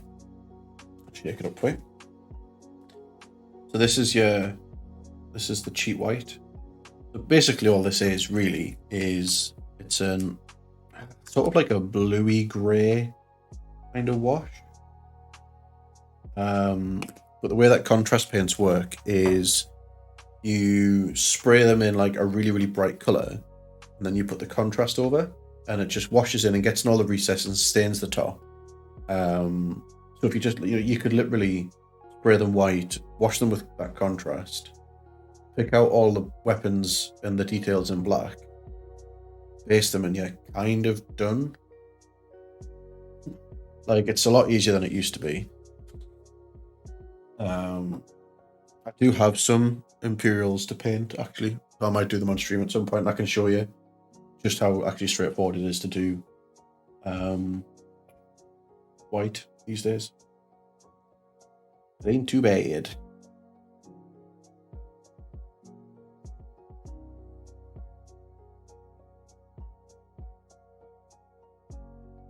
Yeah, and it's a pretty cool little, like, you could probably do, I dare say you could probably do both squads in like a couple of evenings work. Like, spray them white, put the contrast on, just leave them dry. That'll be like step one. And then night two would be like, do all your details. You could even get a black contrast paint. There's a few different black contrast paints now. I've got this one. It's called, must admit, Inferno Squad is leading me more to the Imperials. Yeah. There's this Black Templars contrast paint, which you could do over the white as well, and gives it that like kind of greyish, like a blackish greyish kind of color. And then any just normal paints for like any squad markings you wanted to do, but you don't really have to. And then Vader, you could do the same way. You could do them in like a lightish grey kind of undercoat, or either Black Templar contrast over, pick out the details, and you'll be done. Quick and easy. Just like that.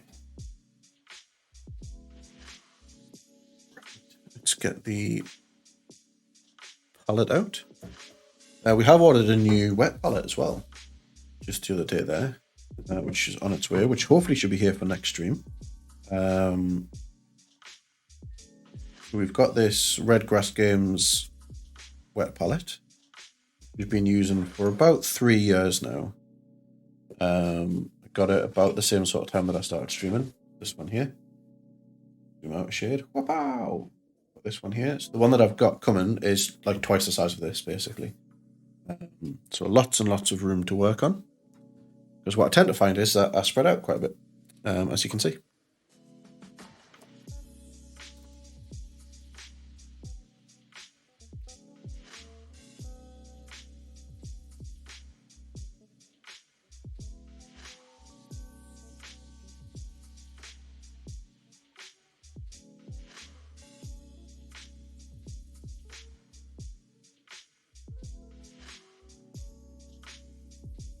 And the foam in this is a bit manky, probably harboring any amounts of gross bacteria.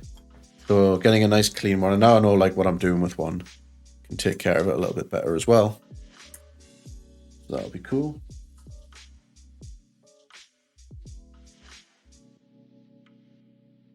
Just gonna do a quick one, so if I keep hitting my head off this fucking camera again.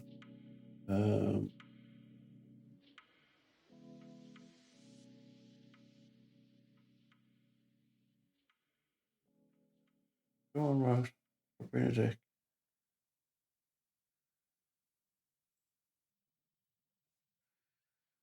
Cool.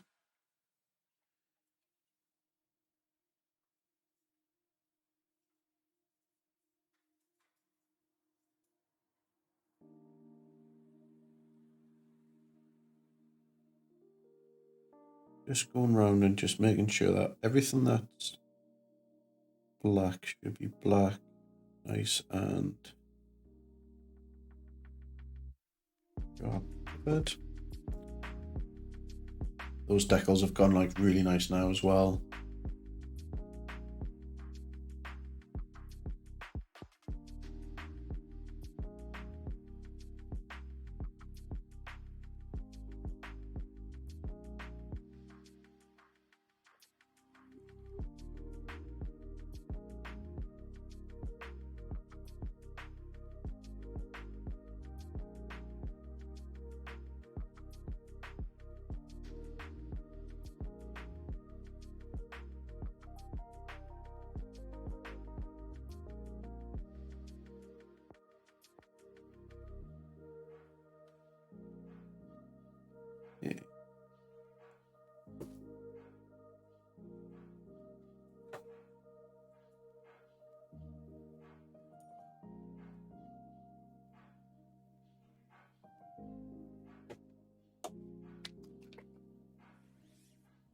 Yeah. The new theme boxes they've done are really nice as well. I don't know if you've seen them. You can get them with like got stuff from like The Mandalorian and Book of Boba Fett, like some of the gangs and stuff in there. Really quite nice.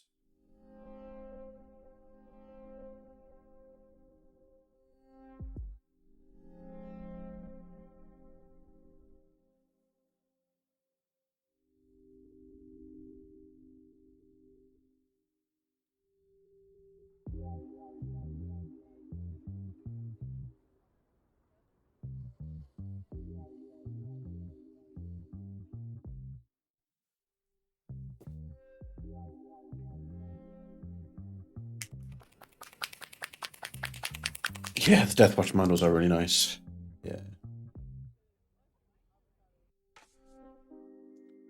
The whole range is pretty nice, to be honest. Like, even like the early stuff they did, like the Rebels and the Imperials, they're all really nice looking models, and they've all held up quite nicely as well.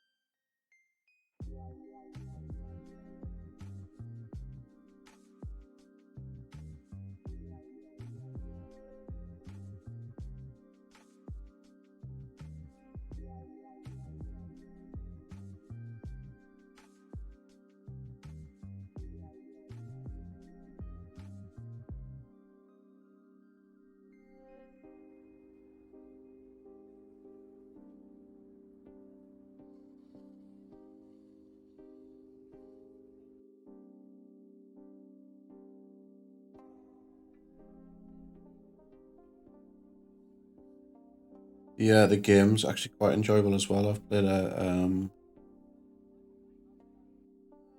think I've painted like one game so far. Do you tend to prime and base while models are still new on the sprue, or build models first? I build them first. I'm not a sprue painter at all. Mikazuki, welcome in. Hello, hello. How are you? Why that gun so high?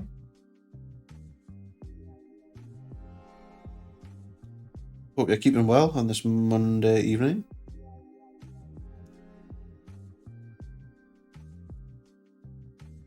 What are you up to? Are you working on anything tonight?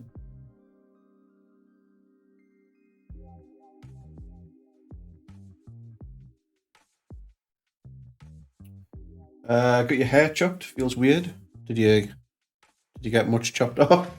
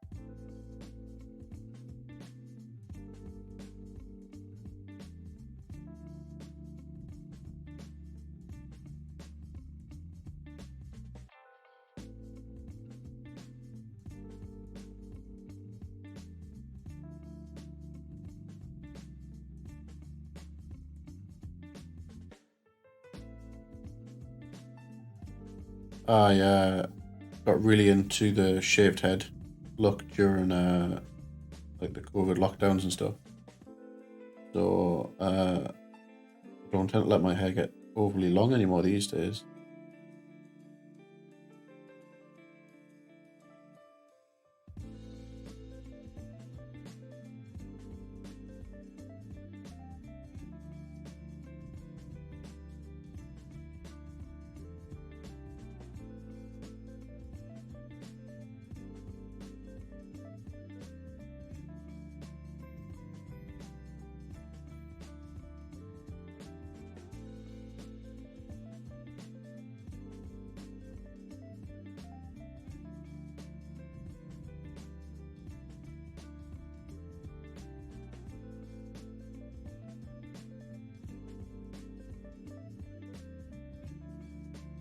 I could have chopped now if you like Arthur Shelby. Amazing.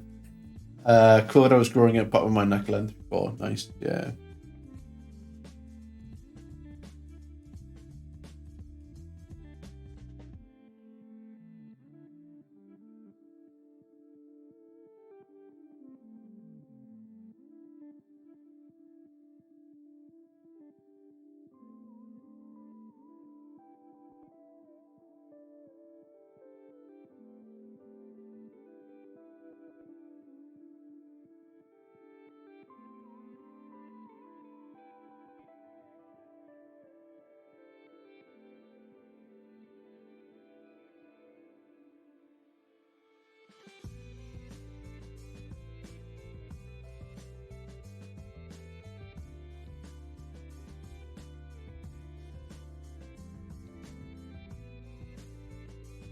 It was a good 3 to 4 inches off. Damn, that's quite a change.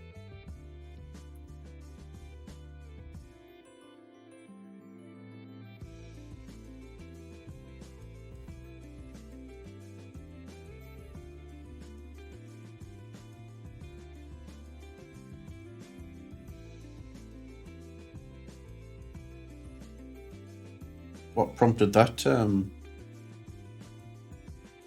like dramatic amount of hair coming off? Get sick of it having it long?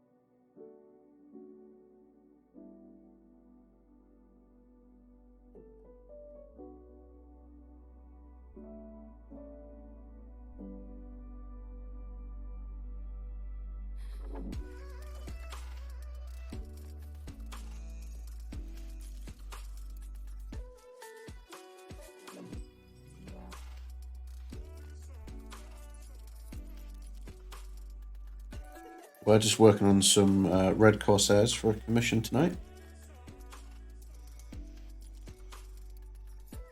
Had a burst of inspiration over the weekend, so made a start and got like all the red done. So we've just been doing some like oil washes, bits and pieces. And we're just going around now doing like some silver work. The idea being that what we're doing here now is like on the black to give it some visual interest. We're just kind of going around and popping some little bits of silver on, just to sort of represent bits of like chip damage and all that kind of stuff. Just gives it like a bit of something interesting to look at.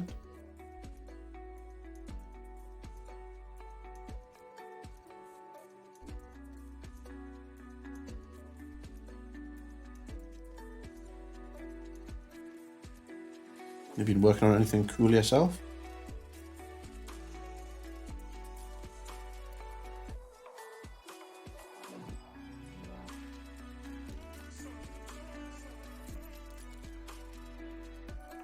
I'm just sort of making a bit of a mental note as well where we're going to be doing the little spot colours of bra. Well,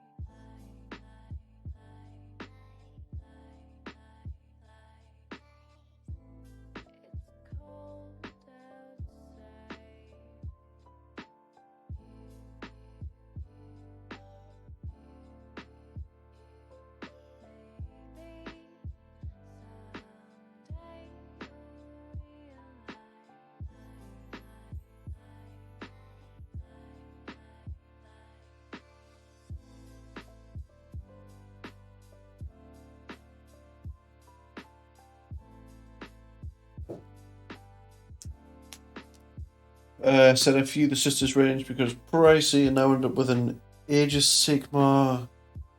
Cities of Sigmar army. It took us a minute to work out what that was there. Nice. I played my first game of Age of Sigmar on Friday just gone, and it was cool as fuck. I really enjoyed it. Great game. I used my Ogres against my friend's Skaven, and it was kind of like combat-wise, it was a bit ridiculously one-sided in my favor, because if I was getting charges, then it was, you know, pretty done for.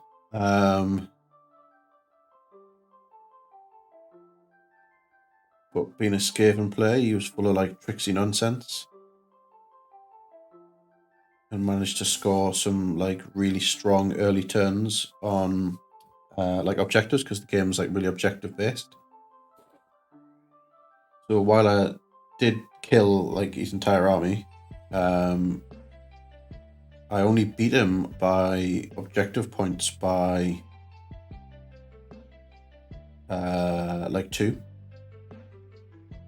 So had some of his units held objectives a bit longer and hadn't died, like an extra turn or 2, then it could have been like a tied game or even a loss. Me.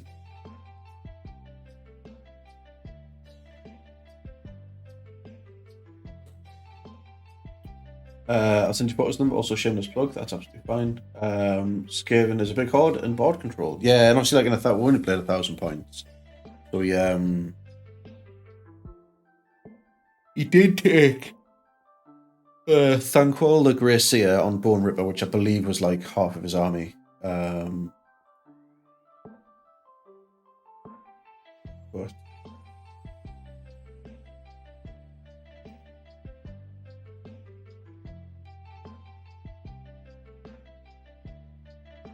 yeah.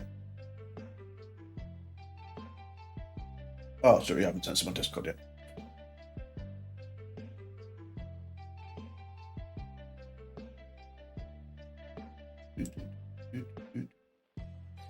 I used to have a Skaven army back in Warhammer Fantasy days. I had a Clan Pestilence list. Back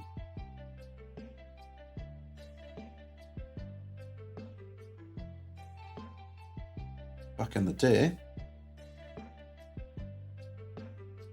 But now that I kind of know like how the game plays a little bit now, I've been sat trying to write a bit of a list for my Ideneth Deepkane army. So I got the same lad I played on Friday. We split the Fury of the Deep sort of game box, because he wanted the Fire Slayers, and I was like, yeah, I'll do some Ideneth. I'm just waiting for the range to get a little bit more developed. Like I would love to see some like big giant crab monsters, or like sharks or something, or whales, something like that would be really cool.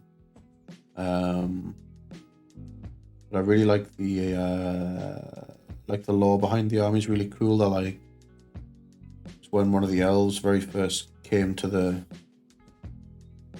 realms. He tried to make some elves and failed, and wasn't happy with his creations, so hurried them into the sea, thinking that would kill them off. But they survived, and they've got like sea creature friends, and like a lot of their like infantry model armies are blind, and they like hunt through like emotion, like sensing emotions. So like they do like hit and run tactics to like strike fear in people. That's how they like find them. But they've got crazy like Lovecraftian vibes to them, which I loved. So I'm quite looking forward to doing some of them. Give me a minute, go join the Discord, no problem. I wish Animal Guard had a coalition with Ideneth. Is that the dwarf? Or is that like a City Sigma? What are you already? No, we all know Technus left to go get 6 and never came back. It's all Technus' fault. That's what it was.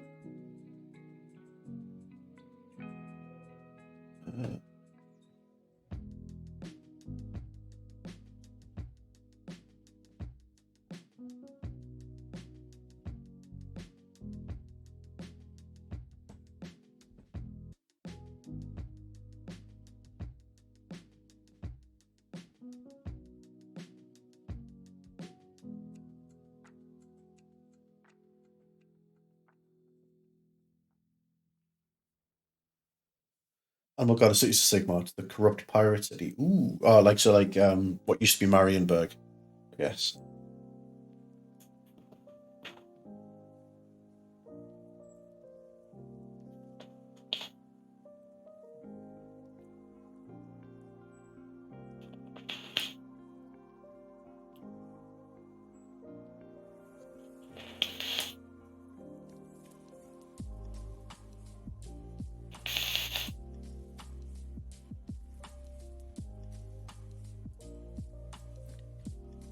Now I'm gonna quickly get some Sigs, but I'll be back. Yeah, no stress, man.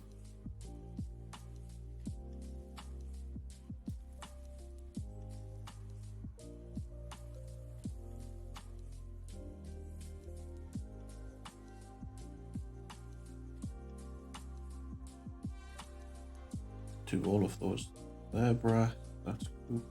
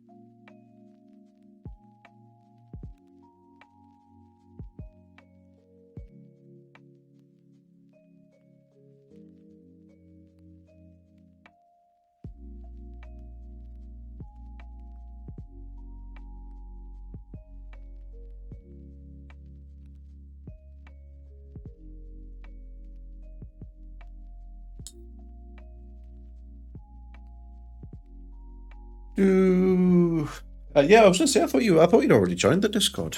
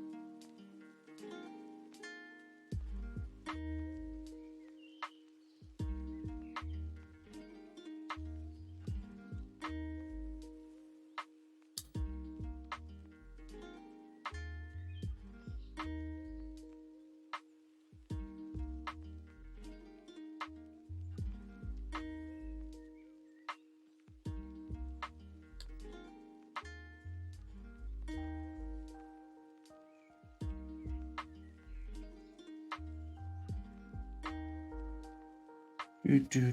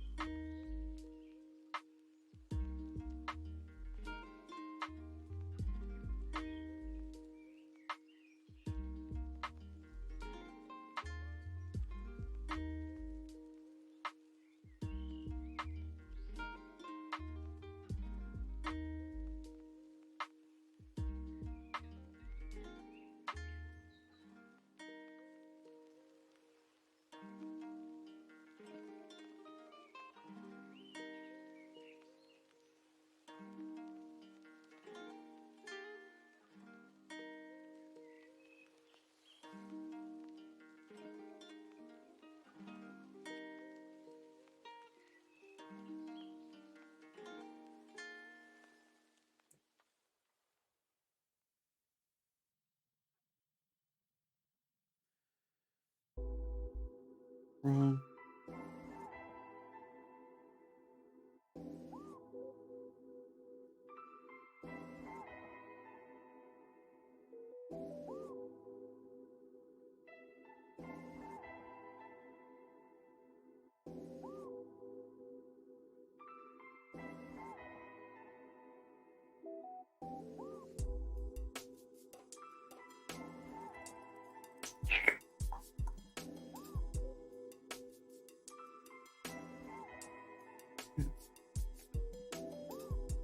Green Pin Sam. Hello, hello, hello. Thanks for swinging on by. How's it going?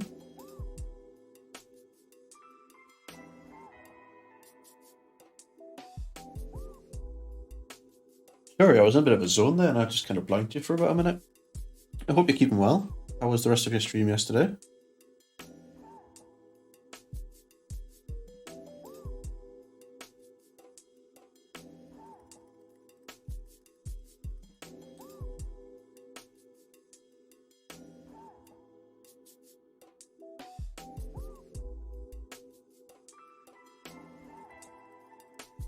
Being in the zone is good. Yeah, I mean, it is good. Yeah, don't get me wrong. Just, I have a horrible habit of forgetting that I'm streaming sometimes, and I'm just like totally laser focused for like 10 minutes. And then loads of people have said like hi and are asking questions, and I just get completely blank on them. So, I do apologize.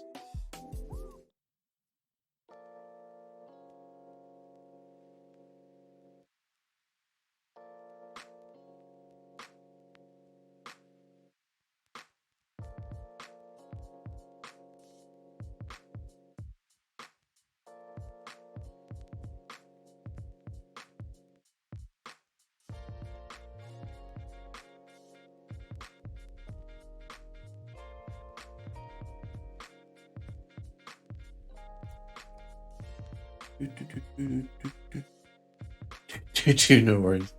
How was the rest of your stream yesterday? Did you enjoy your first stream back?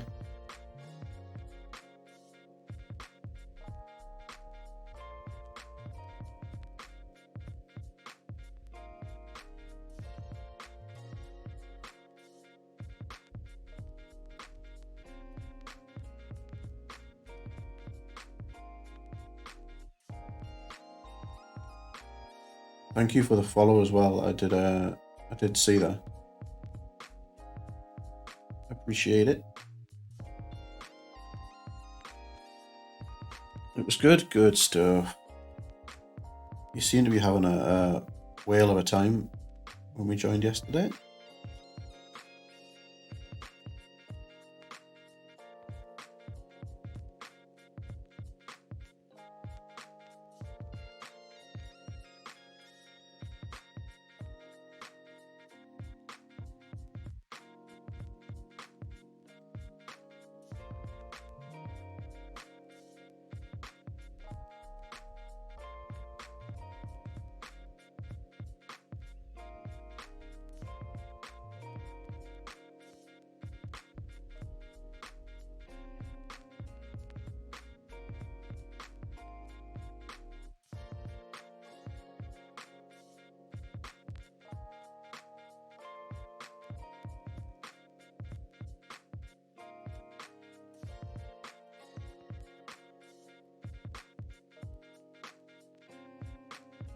Work out what's what here.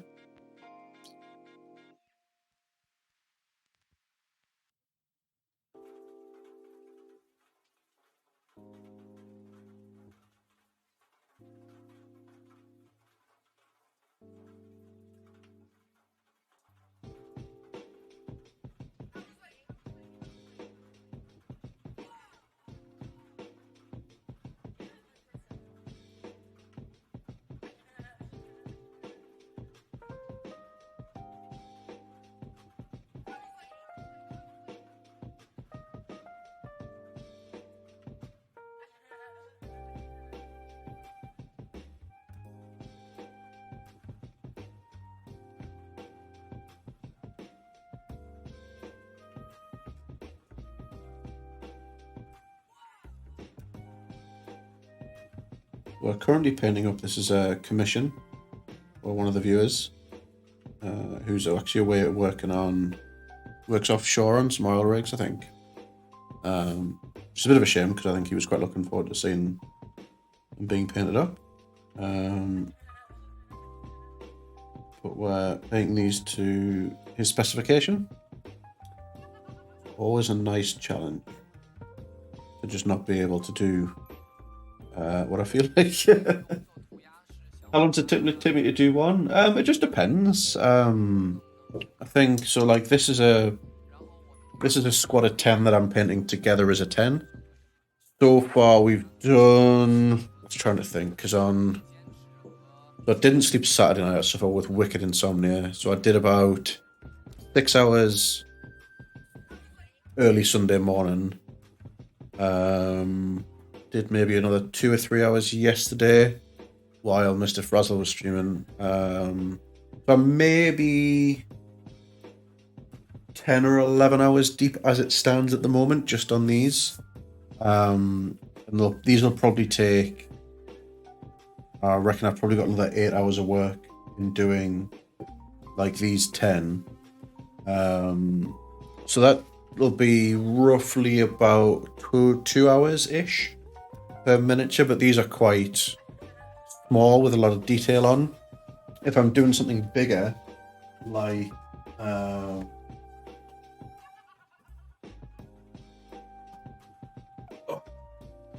if I'm doing something bigger like this, just zoom out a touch. This was probably about 30 or 40 hours in this. So it all just depends. Like this is like some of the bigger sculpture stuff that I've done.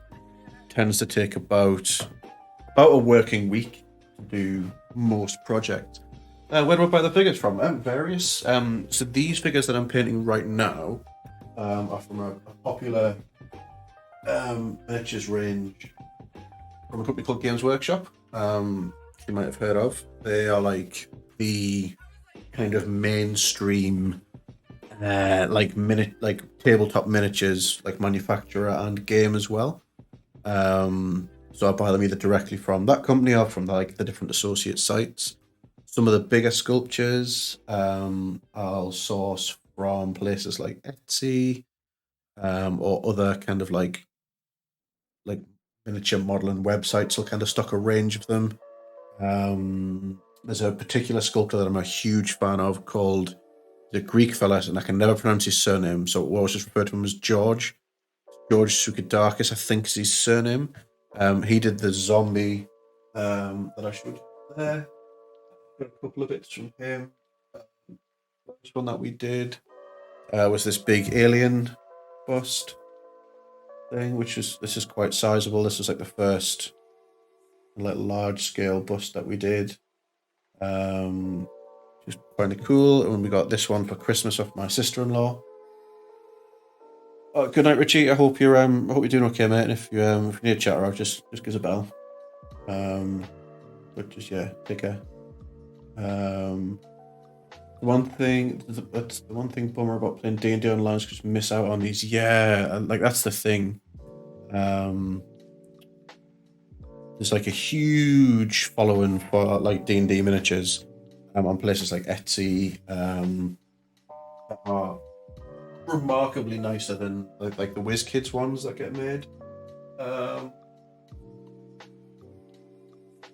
So Mr. Frazzle, who raided the other day there, he's really into his D&D. He's running at the moment a campaign, like an in-person campaign, something of Mists of Saltmarsh. It's all about boats and pirates and stuff. So he got like a big pirate ship thing 3D printed, which I painted for him last year. Which is super, super cool. But yeah, like I get stuff from all over the place. I've got this like really big Cthulhu, so I'm like really into like the stories of H.P. Lovecraft and the mythos surrounding like Call of Cthulhu and stuff like that. We've got a couple of nice big bits like that to do. But mostly my commission work is Games Workshop stuff, because that's kind of one of the more popular games out there that there is. So that's kind of where the market is. So back in focus. So like I say, these are this is a commission. So it's actually one of my viewers. It asked me to paint these up for him, and the goal is that we're trying to this year get into a position where we can realistically explore the possibility of me leaving my job and doing miniature painting at least in a part-time capacity. That's the goal. We'll see how it pans out. So far we're doing okay. Had a good couple of commissions coming in this year, which I'm being really pleased about, and sort of pat myself on the back a little bit on the sort of learning the worlds of sort of how to sell myself. That sounds weird. To get there, the work through and stuff, and a big part of it's my return to Twitch. So much like yourself, I took an extended break away from streaming. So I started during lockdown, like a lot of people did during the pandemic. And then when I unfortunately had to go back to work, I sort of lost my kind of interest in streaming. It just became a bit more of a chore than it was enjoyable. And I started streaming again last November. So been pretty good since I've come back. So not been totally good. That's exciting work towards. Yeah, but that's it. If it never happens, it never happens. But at least I can say that I tried. So at the moment, I'm spending a lot of my time painting other people's stuff, which isn't leaving me a lot of time to paint my own stuff. But that's kind of fine, because my own stuff isn't going anywhere. And the way I look at it is that when I'm painting other people's stuff, it's just painting. It's paying for my hobby. So exactly how it was for me too. My husband still streams though, so it kind of jolts me back into it. Yeah, that's cool. Mr. Frazzle was a big proponent in me giving streaming a go, specifically miniature painting. So he helped me get everything kind of set up initially, and was good kind of source of advice for us. So owe him quite a lot, because it's through streaming that I've got better at doing this kind of stuff, which has led to the point where I can start taking commission work. So it's been really cool. And that I took it was about a 2-year break I took, where I just had no interest in streaming. I didn't do much painting either, to be honest, during that time. And I've sort of fell back in love with it again. And it's been really cool so far. What sort of stuff does your husband stream? And feel free to drop a tag, and I'll go and give him a follow as well.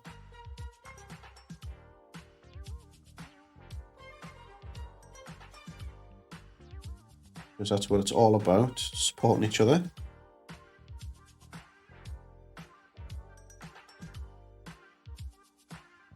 What kind of stuff do you like to do for yourself? Stuff like this, to be honest. I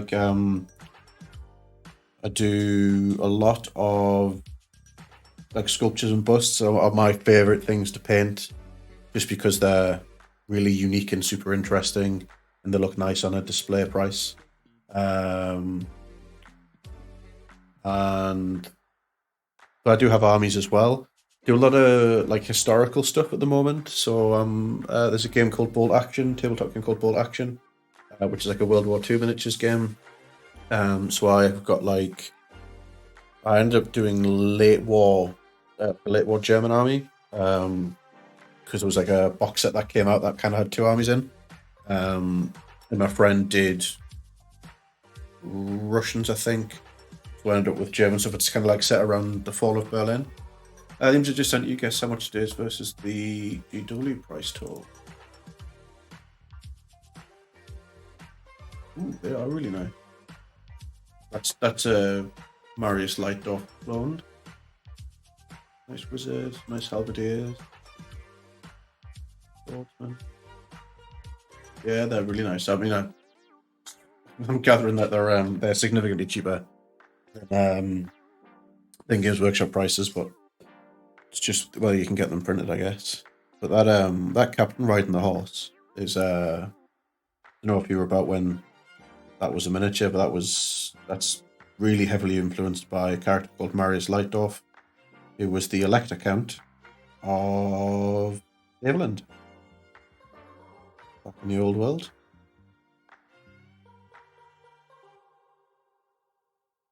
What was I saying? Yeah, so like those big pieces I showed you there, like they're mine. They're not commission. That's not commission work. That's the kind of stuff that I like to do myself.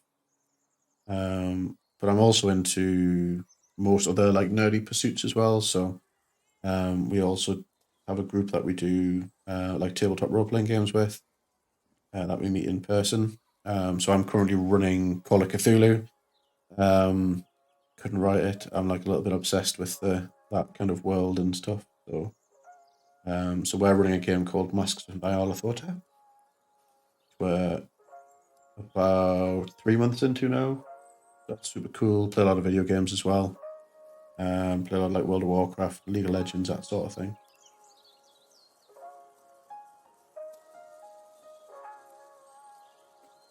But absolutely drop an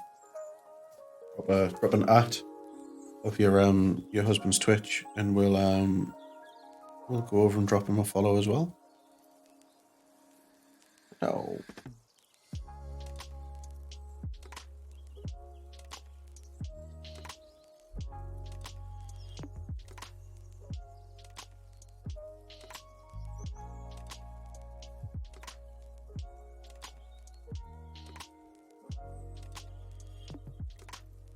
I've actually never played those games before. I'm sorry. Yeah, it's fine. Like, everyone has different interests and stuff.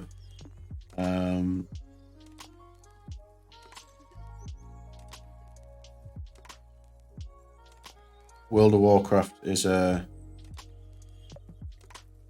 long time game in my kind of games catalog. I started playing it. God, must have been in secondary school, college maybe. So like 16, 17. So I've been playing that on and off for like 17 years now. So here's Kingpin Dan. Nice. I'll drop him a follow in a sec. All those models, 40 quid. Nice. Yeah, nice, like.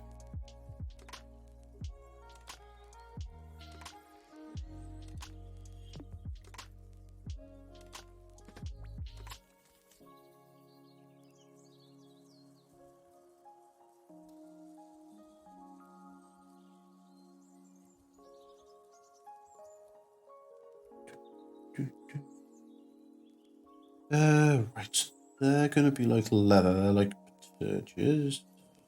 We do that brass, do that color and brass. So the color scheme for this this little squad that I'm painting is red and black with like little bits of sort of like bronze or brass. Kind of like a spot color. I'm just kind of sitting as I'm going through, kind of working out where we're gonna put like the different spot colors of brass, because it needs to be a little bit different on everyone. So like the kind of like the background for this this squad is they're from like an army called Red Corsairs, and they're kind of like superhuman space pirates, and they sort of fly through the galaxy being naughty boys, causing loads of bother people. And they scavenge like weapons and armor from the kind of people that they like pirate from, I guess.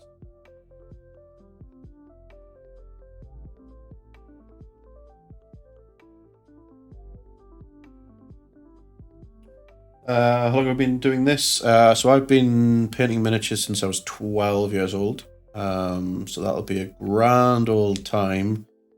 How old am I now? 34? Yeah, 30, I'm 34. Just turned 34 this year.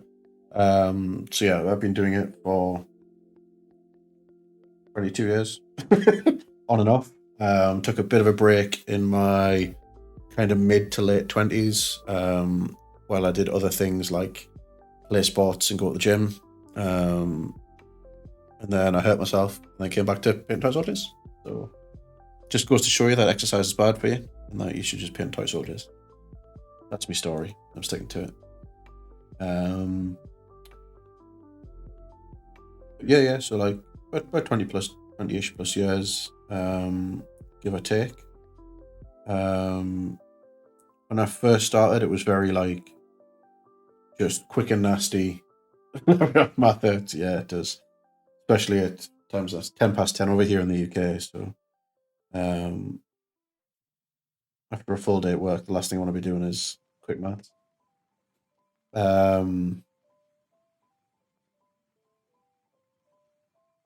So when I first started doing this, like when I was a kid, and probably really actually for the first like 10 to 15 years of us being in the hobby, it was largely just about getting stuff done really quickly because we just want to get some paint on it so it looks kind of passable, to get it onto a tabletop so I can play the games with it. That was kind of the whole reason for painting it. Like, I've always thought that I've been an okay miniature painter, especially like for a kid I was alright. Not artistic in any other way at all.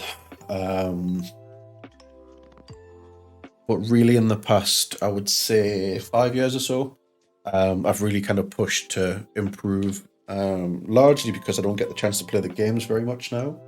And the painting side of the hobby was always the bigger, more interesting part to me, even when I was a kid.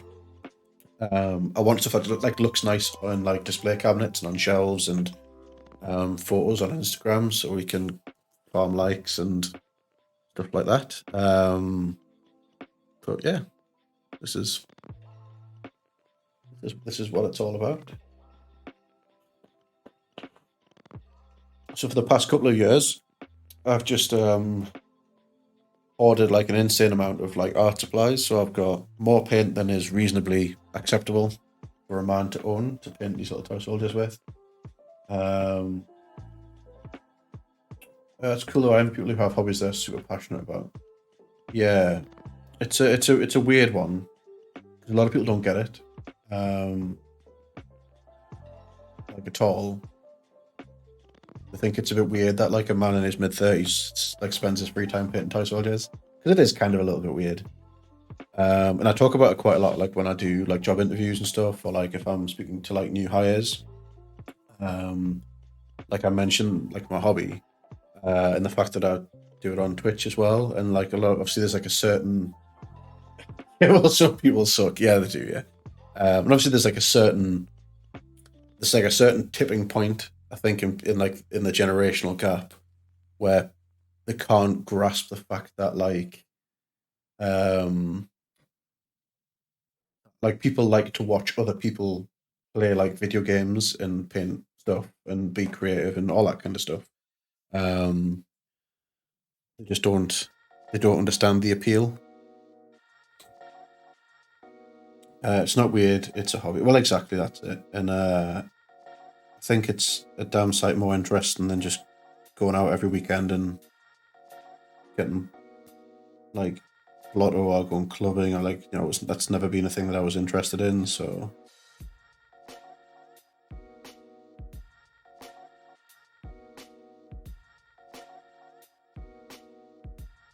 but yeah, you're right. It is nice to have something to be passionate about.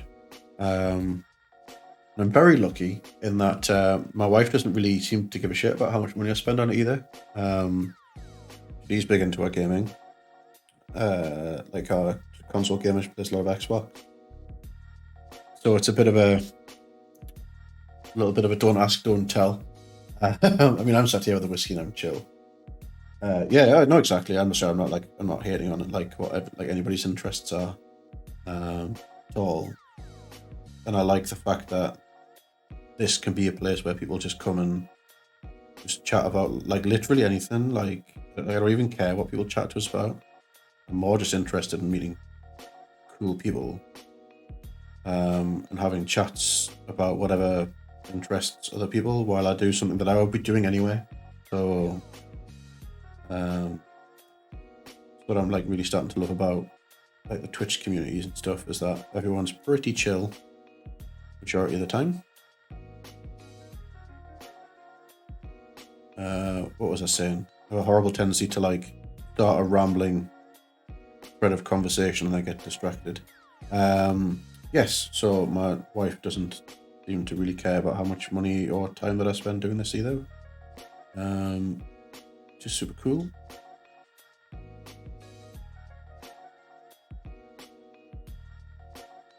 And occasionally she will get stuff off places like Etsy, like 3D prints of our favorite video game characters, and I'll sit and paint them. What do you do if you mess up? Sorry, squirrel. So it depends how badly you mess up. If it's beyond the point of saving, because it's acrylic paint, same stuff that kids, it's like high quality poster paint, right? Like it's a really dumbed down like version of what it is, but it's acrylic paint, right? So worst case scenario, I can strip it. I can just put it in some paint stripper. That's safe for plastic, and it'll all come off, and I can just start again. Totally fine. If it's just a little slip of a mistake, it's just a case of usually like repainting over it or incorporating it as part of the piece. So if I get a bit of black on some red that I didn't mean to, then I'll just put a little bit of silver over it, and it just looks like a bit of a chip or a scrape in the painted army, like in the painted armor. I'm luckily, touch wood, I've never really fucked something up to the point where it's been like, this just needs to go in the bin now. I've always been able to kind of like drag it out and whatnot. You see the new Seraphon Salamander hunting squad? Yes, I have. They look super cool. I didn't realize they were. Oh no, yes, Seraphon is lizardman. Yeah, I'm still like not up to the current lingo. Okay, cool. So improviser table. Yeah, that's it. And like I think a big part of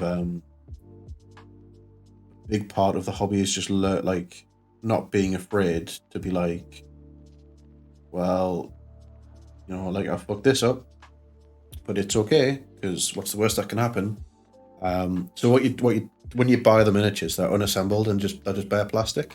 So you build them, put them together, then you put like a primer coat on, so it'd be like black, white, or grey or whatever color. So like realistically with these, like if it all went wrong, I could just like spray them black again with like an aerosol or like through my airbrush and just reset it, just go back to square one. There's only so many times you can do that because the details are so fine that the more paint layers you kind of like lash on, you start to lose some of the sharpness in the details.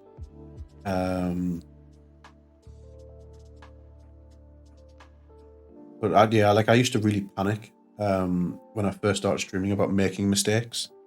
So I was like, well, people don't want to see people make mistakes and fuck up and like have to start again and all this kind of stuff. And now I'm just like, meh, it happens. I remember doing it like a couple of years ago. I was painting a bust, I think, of like an undead lich wizard. And I was doing you had like some an armored crown and shoulder pads and chest guard, and I'd done it all up with like really like corroded iron, like rust. It was like dead crusty and it looked lush. Then I was like, oh, I want to put some like verdigris staining on it. So I'd seen this technique where you can use a product called chipping medium, which is like a water soluble like clear coat. So you put that on, you let it dry, then you put stuff over the top, and then you use like a wet brush, and the water goes through the paint and reactivates that water soluble stuff underneath. And the paint kind of chips away and flakes away to give you like a really random, natural looking like chipped paint effect. I've seen someone do it with a verdigris, because you can just wipe, like you just work it off and it gets like right in the recesses, and it ends up lying kind of quite naturally where you would expect to see things like verdigris and rust to land anyway. So I think I'd been streaming for about 3 hours at this point doing all this armor, covered it with all this verdigris stuff, let it dry, and then went to go and wet it to take it back off again, and it just wasn't coming off, and I was like, oh no, like proper full-blown panic mode. But I'd committed to doing like a good length stream, so I was like, oh, I can't just like cut and run now. So I ended up having to like proper go at it with a like a bristle brush to get this like thick. Okay, your computer just lost Wi-Fi after ads, so I missed like, oh, that's no problem. I was just chatting about when things have gone wrong, and I do stuff like drop fully painted miniatures into a water pot filled with dirty paint water and stuff like that. But thanks for coming back. I was telling my wife about the about your amazing setup being next to the kitchen, and how I might move my streaming setup to the kitchen, just so I've got access to clean running water and coffee and microwaves, and most importantly, the cat.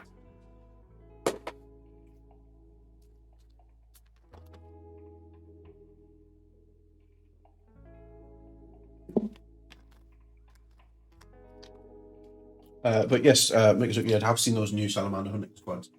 They look well cool. Remnant of Chaos, evening lads. Hello, hello, hello. Hope you're well.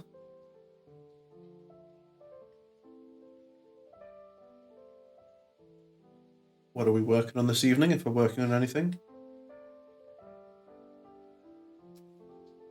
Gonna take a wild stab by a username that your Chaos Army fanboy player. They're working on some kill team Chaos Legionnaires in the Red Corsairs chapter colour. Quick question, have you read the Night Lords omnibus? I haven't actually. That's written by,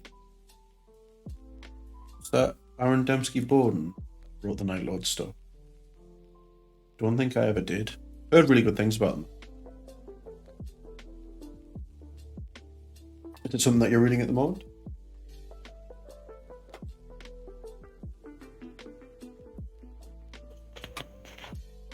Yeah.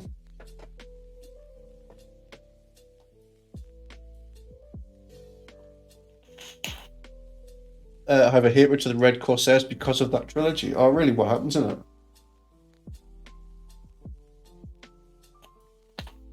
Tell me more. So these are a commission. I'm painting these. Actually, it's one of my Twitch viewers. Queen Prince Sam, we need to go and do chores. No, that's not good. To have a good stream and we'll chat soon. No problem. You enjoy the rest of your day.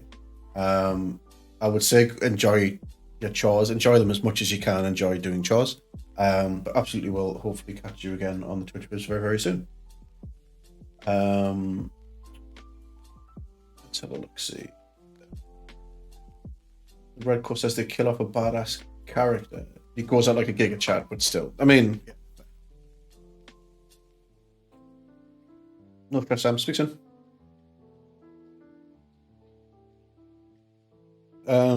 Yes, this is a commission that we're painting for one of my Twitch viewers. He was unfortunately away. I think he's working offshore at the moment, so can't come and see them being painted. But yeah, we've got the.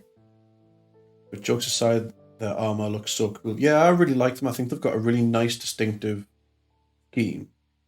Like red's always a bit of a funny one to paint, I think. But I'm pretty happy with how this red's turned out. It's like it's quite vibrant. Sort of try to make it like a little bit dusky and not like super turbo red like Blood Angels or Thousand Suns or something, like, you know, like Terra Seria Thousand Suns. But yeah, I like the red and the black's really striking. And obviously there's like bronze or brass and stuff to kind of go on it there as well. So what we've been doing this evening is I did all the red and stuff over the weekend. So we've been putting some oil washes over it to try and like get some separation between the armor plates and a bit of color modulation. We've got all the decals onto the shoulder pads, so you can kind of see an example of that one there. Maybe it's not the best example. It's on there, maybe. Yeah, so we've got all the like the chapter Legion iconography on the shoulder pads. It's kind of hard to show you. Just the light is still bright. But there we go. So that's what we've done this evening. So we're making some good progress, hoping to have these done kind of by the end of this week. So we can get them back off to their forever home, back to their client. But they look awesome. How did I get the transfers for the shoulders? I just finished a 40k version of Dead Space's Isaac Clarke that I 3D printed. Fucking amazing. If you're not already in my Discord, please join my Discord because it's full of like cool shit.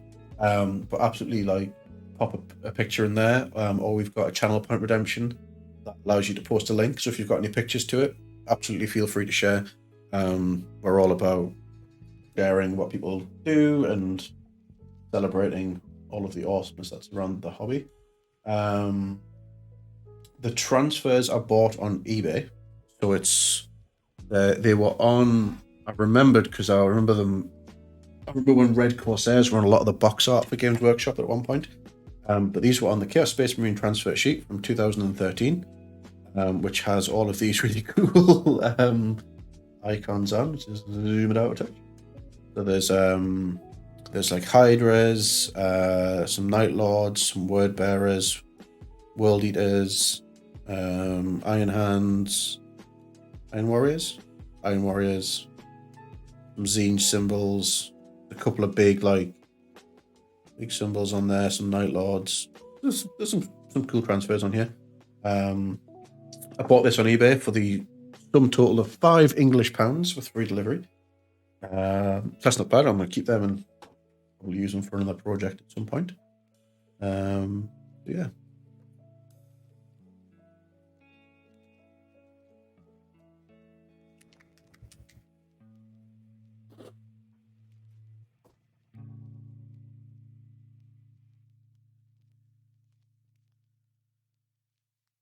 What sort of armies and forces and stuff do you do yourself if you do them?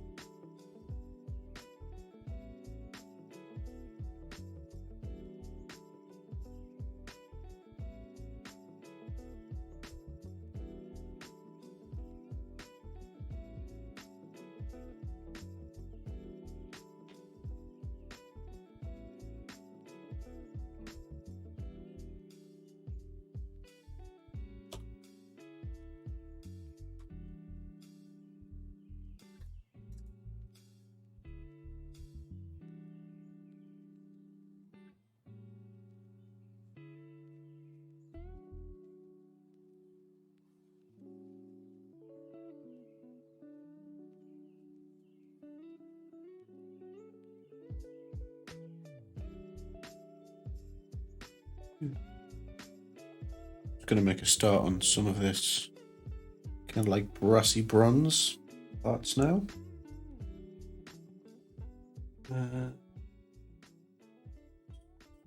So I think we'll leave that collar black trim. What we'll do.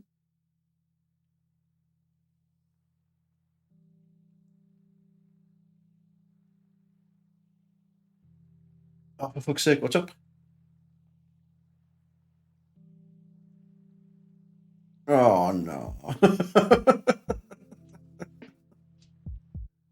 Literally nothing worse.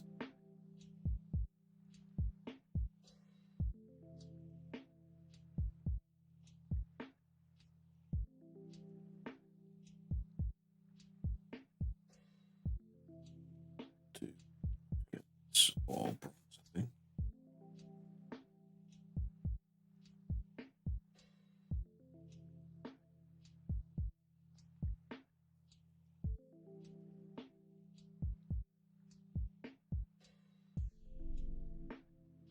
I'm not a huge advocate for transferring paints, especially Games Workshop stuff, into dropper bottles. I don't think it's worth the time or the effort it takes. And if you can keep your paint pots clean, there's absolutely nothing wrong with the GW paint pots, in my opinion. However, the one thing that I have done with my washes, in contrast, clunk, is to put them into little dropper bottles, so that when you shake them, they don't go everywhere.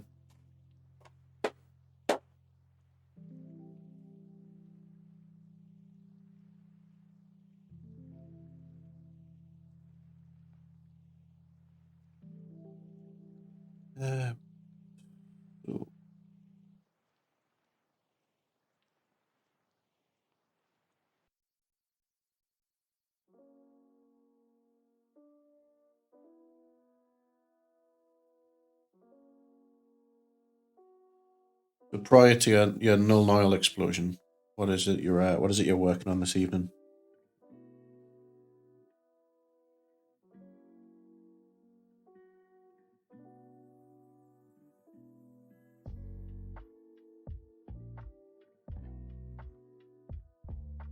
Beck, welcome back.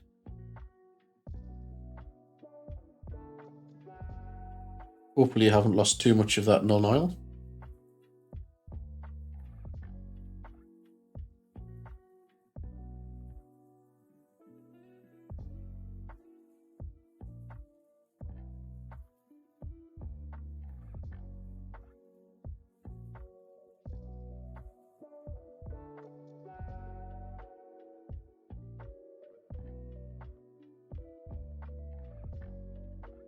No, it wasn't bad. Just had to change shirt and clean up a little bit. Rough. Yeah, I was saying, I don't know if you were here or not. It's like I'm not usually like a big sort of advocate for putting like the Games Workshop stuff into dropper bottles, which a lot of people like seem to be. The only thing that I've transferred to dropper bottles from the Games Workshop Citadel range is the washes and the contrasts, for pretty much exactly that reason.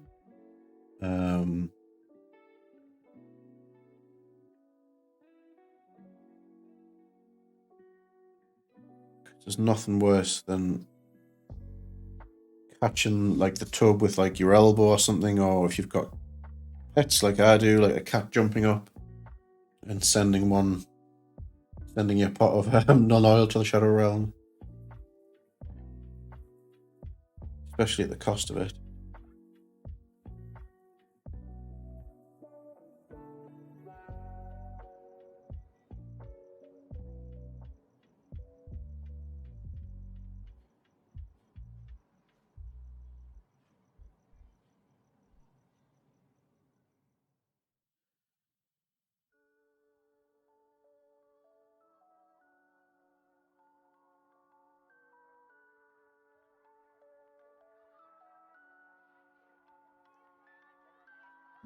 What is it that you're working on at the moment then, that you've had to use non-oil for and spilled everywhere?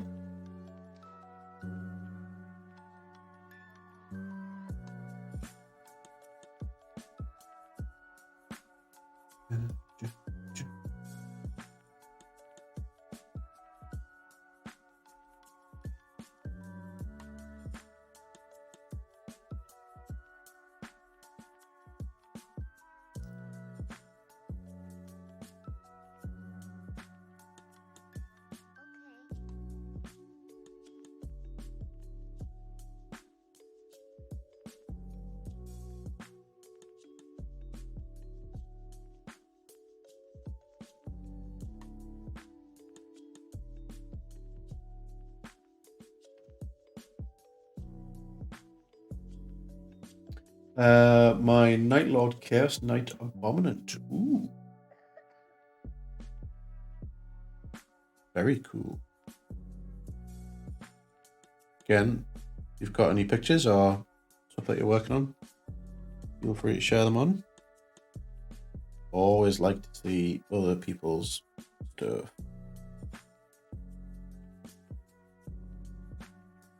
So we've reached a stage with these this kill team now where the details that we're going to be doing is going to be fairly unique to the model because they're all unique. I think what we're going to do is from here on out, we're going to paint one till it's finished. Plan, I think. Although I might... I don't know. We'll see. See how we get on. I might do this one just to test out and roadmap the process for the rest of them. Would be cool. Chaos Knights have got their own kits now, don't they? Or rather, they have done for a while. I don't play the game very much. I've not played 40k since 5th edition, 6th edition, something like that. So a lot of the new stuff, while it looks cool, I've got no idea what it is. So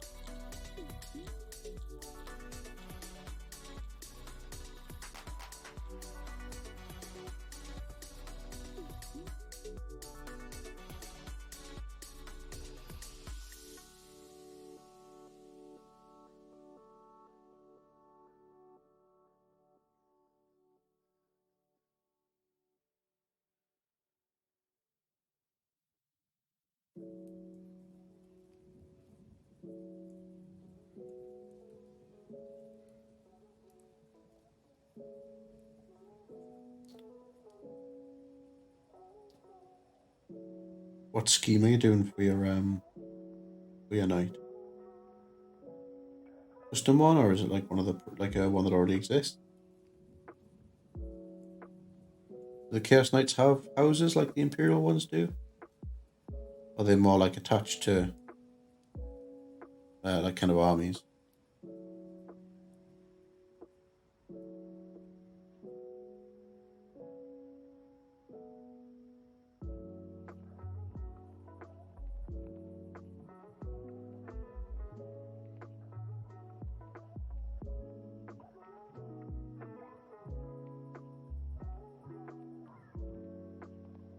Yeah, they do, but paint them in the colours of the Night Lords. Of course, as you said, Night Lord, Chaos Knight. Yeah, answered my own question. Good job.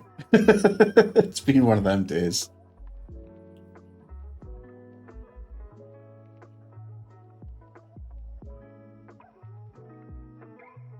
So you're going for like big like lightning strike motifs across like all the big armor panels and stuff.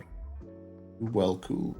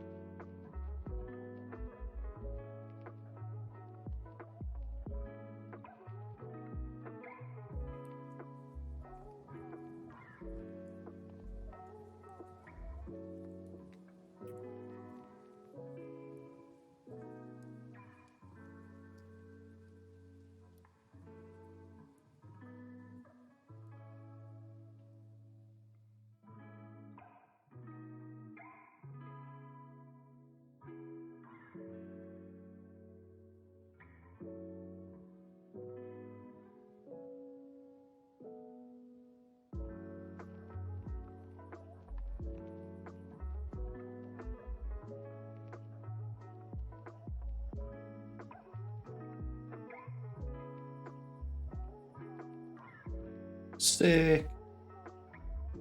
No, I'm sure that'll come out looking class. I really like the Night Lord's color scheme. I do Ultramarines for Horus Heresy.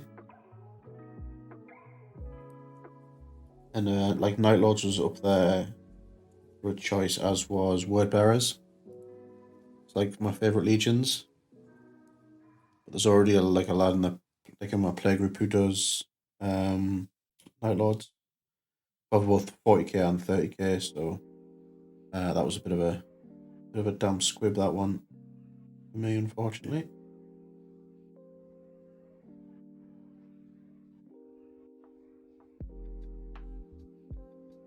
Peppergate, hello, how are you? Welcome on in. Thanks for swinging on by.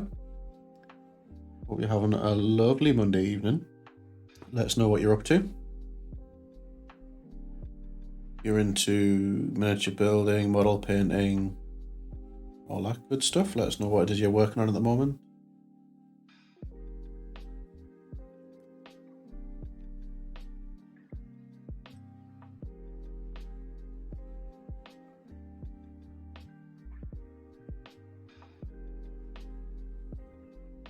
Just chatting with Remnant of Chaos here about his Chaos Knights that he's working on.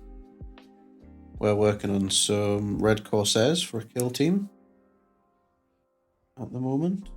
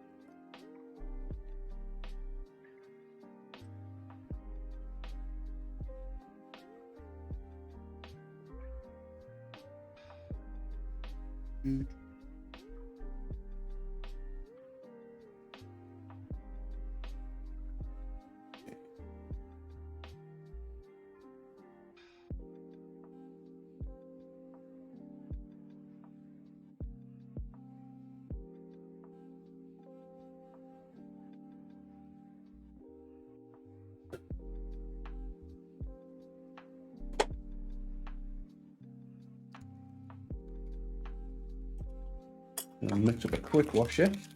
I wasn't in the hobby for like 8 months or so because I was either busy or sick, but now I'm getting back into it. Oh, that's wonderful to hear. What stuff were you working on before you took your break? Is it the same stuff you're working on now?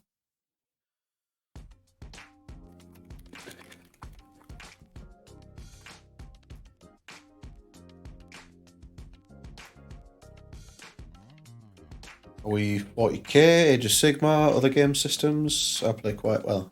Play a little bit of Bolt Action, which is like a World War II game. Age of Sigmar, play a bit of. I was just chatting to Remnant there about not having played 40k in about a decade. 40k, cool. Tomorrow I'm gonna strip my poorly painted orcs. Are they like? Are you really unhappy with them?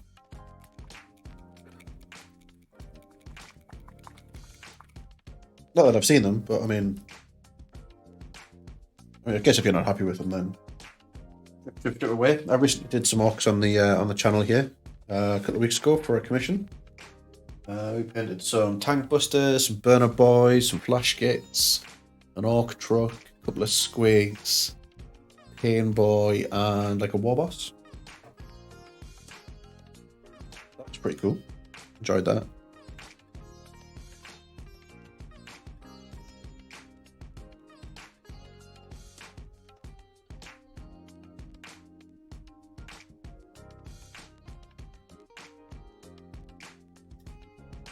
And yeah, I want to practice. I don't want to buy more models right now. Yeah, no, that's fair. Totally get that. What do you have? Like, is it a particular orc faction that you do, or do you just paint them however the mood takes you? I used to knock around with a lad when I was younger, who had a huge, and I mean huge, Speed Freaks army. This was back before there was like a decent truck kit or like bike kits or anything like that. He used to buy like airfix kits of like old like trucks and God knows what else he used to buy, and then like convert them up.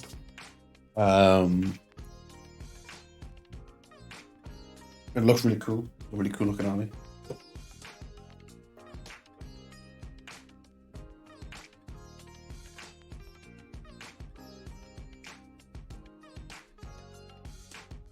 you've got any pictures of the stuff that you've done that you'd like to share, please feel free to. There's a little thing in the like channel point redemption bit below that allows you to post links. We do all I can't get my words out. We do also have a Discord as well.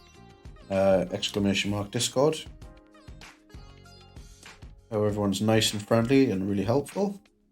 If you need any advice or help or tips or anything like that, get that over there.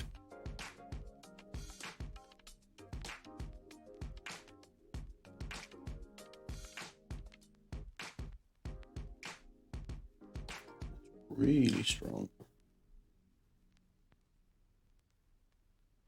Just painting them, whatever.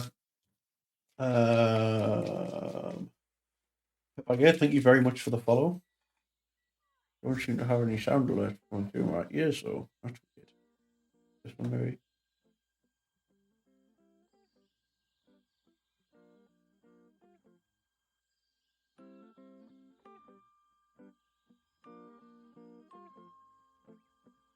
Yeah, just painting them, whatever. Just made up a lore reason. It's a bunch of different orc clans. Somehow managed together and spite against the Goths.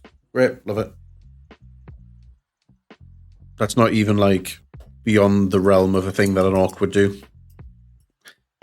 Orcs are one of them great armies where it pretty much is anything goes, which I love. I think it's great. They're a great army. So I'm busy mixing up a wash here of some Agrex Earthshade and some Pterodon Turquoise to make like a really dark, like browny blue wash to put over this kind of brassy bronze here.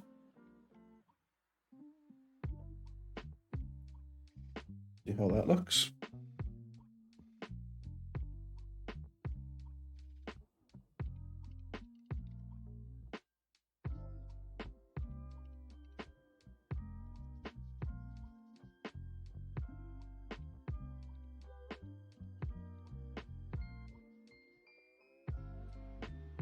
Give it that kind of aged look and effect. Get all their recesses.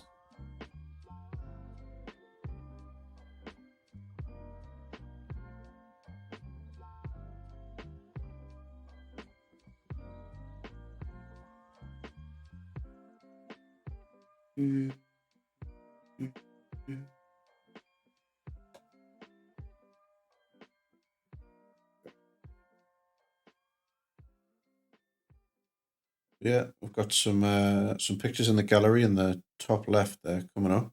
Some of the orcs that I've done recently.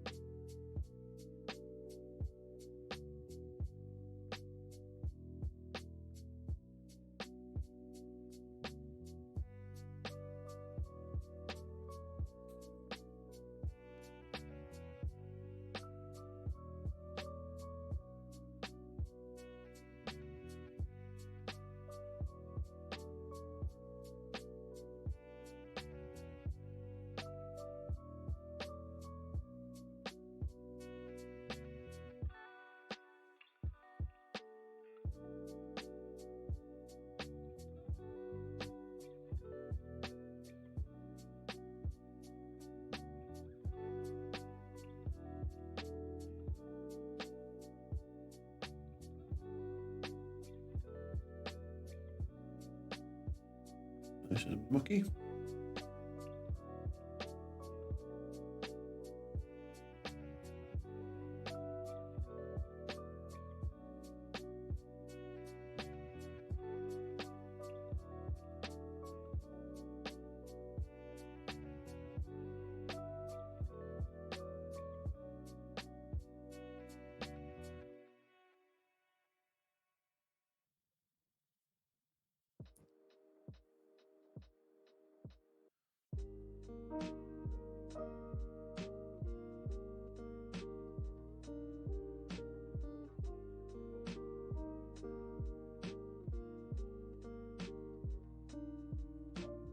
Have you got many orcs to repaint? Have you got like a fairly sizable collection already built up?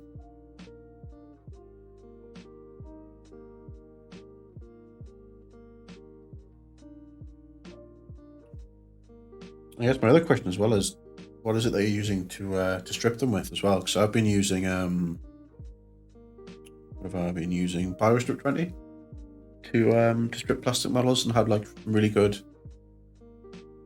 results using that. But it's a bit messy.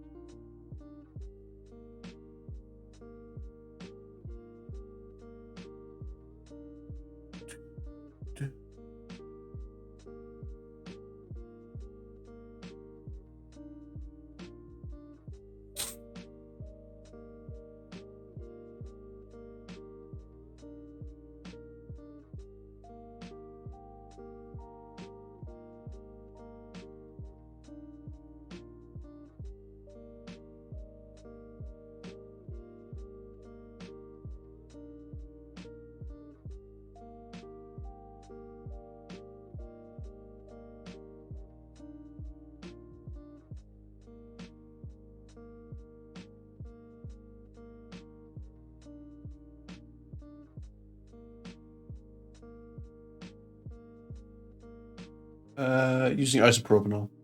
I've got 500 points of orc stripping, like 250, 300 points of them. Want to keep the really old models, and compare them later on. Yeah, no, that's good. That's a good shout. Let us know how you get on with the isopropanol stripping. It's not one that I've ever used before. The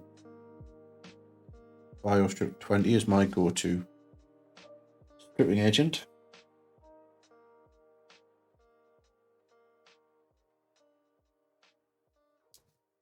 Point.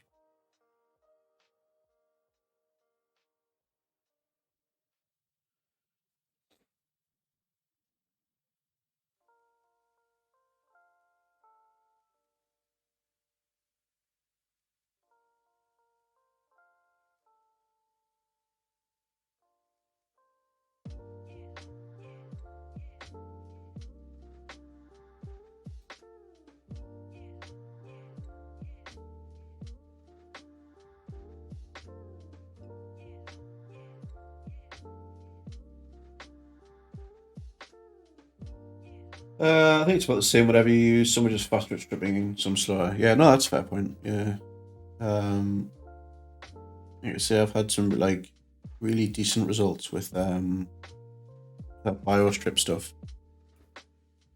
I like it just because it's a fairly reusable.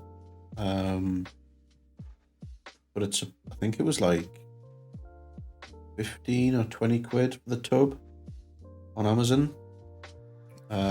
Which, you know, like in itself is fine. Like I'm getting like a good bit of usage out of it, but it's a canny layout for somebody to strip me models with, you know. So always just kind of like looking and considering some different alternatives.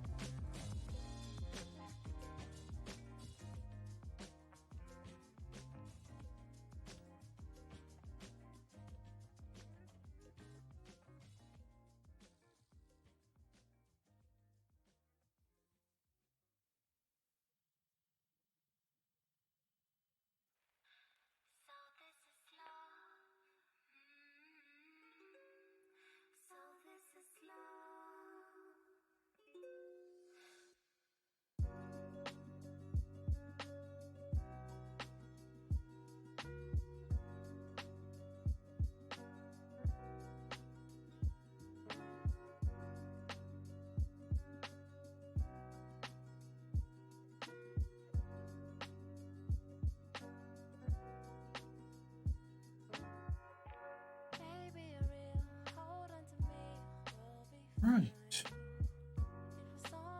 Okay, nearly 11 o'clock. I think we're going to call it there because time's crept away from us. I didn't realise what time it was. I think we're going to raid tonight. Oh, no, we should. We'll definitely see if we can find some. Enjoy this lovely video of my all my social media links and websites and all this jazz. We're gonna go raid this guy who's getting some chaos shows. I think we'll have a look. Keep it on. Keep it on brand. He's been live for a couple of minutes now and is sat with nobody watching. So let's go spread the love. Let's get over here. No bother, Pepeg. I hope to catch you again soon. So our stream schedule is Monday, Wednesdays, and Fridays from 7 PM GMT. We do that every week. You've dropped us a follow, so obviously you'll get the notification when I go live. But feel free to jump into the Discord as well. Discord. You can get the notifications there, and you can share all the lovely things that you're doing with your orcs. But until next time, I'll see you on Wednesday. Hope the rest of your Monday evening was lovely, and we'll see you then. Toodle bye.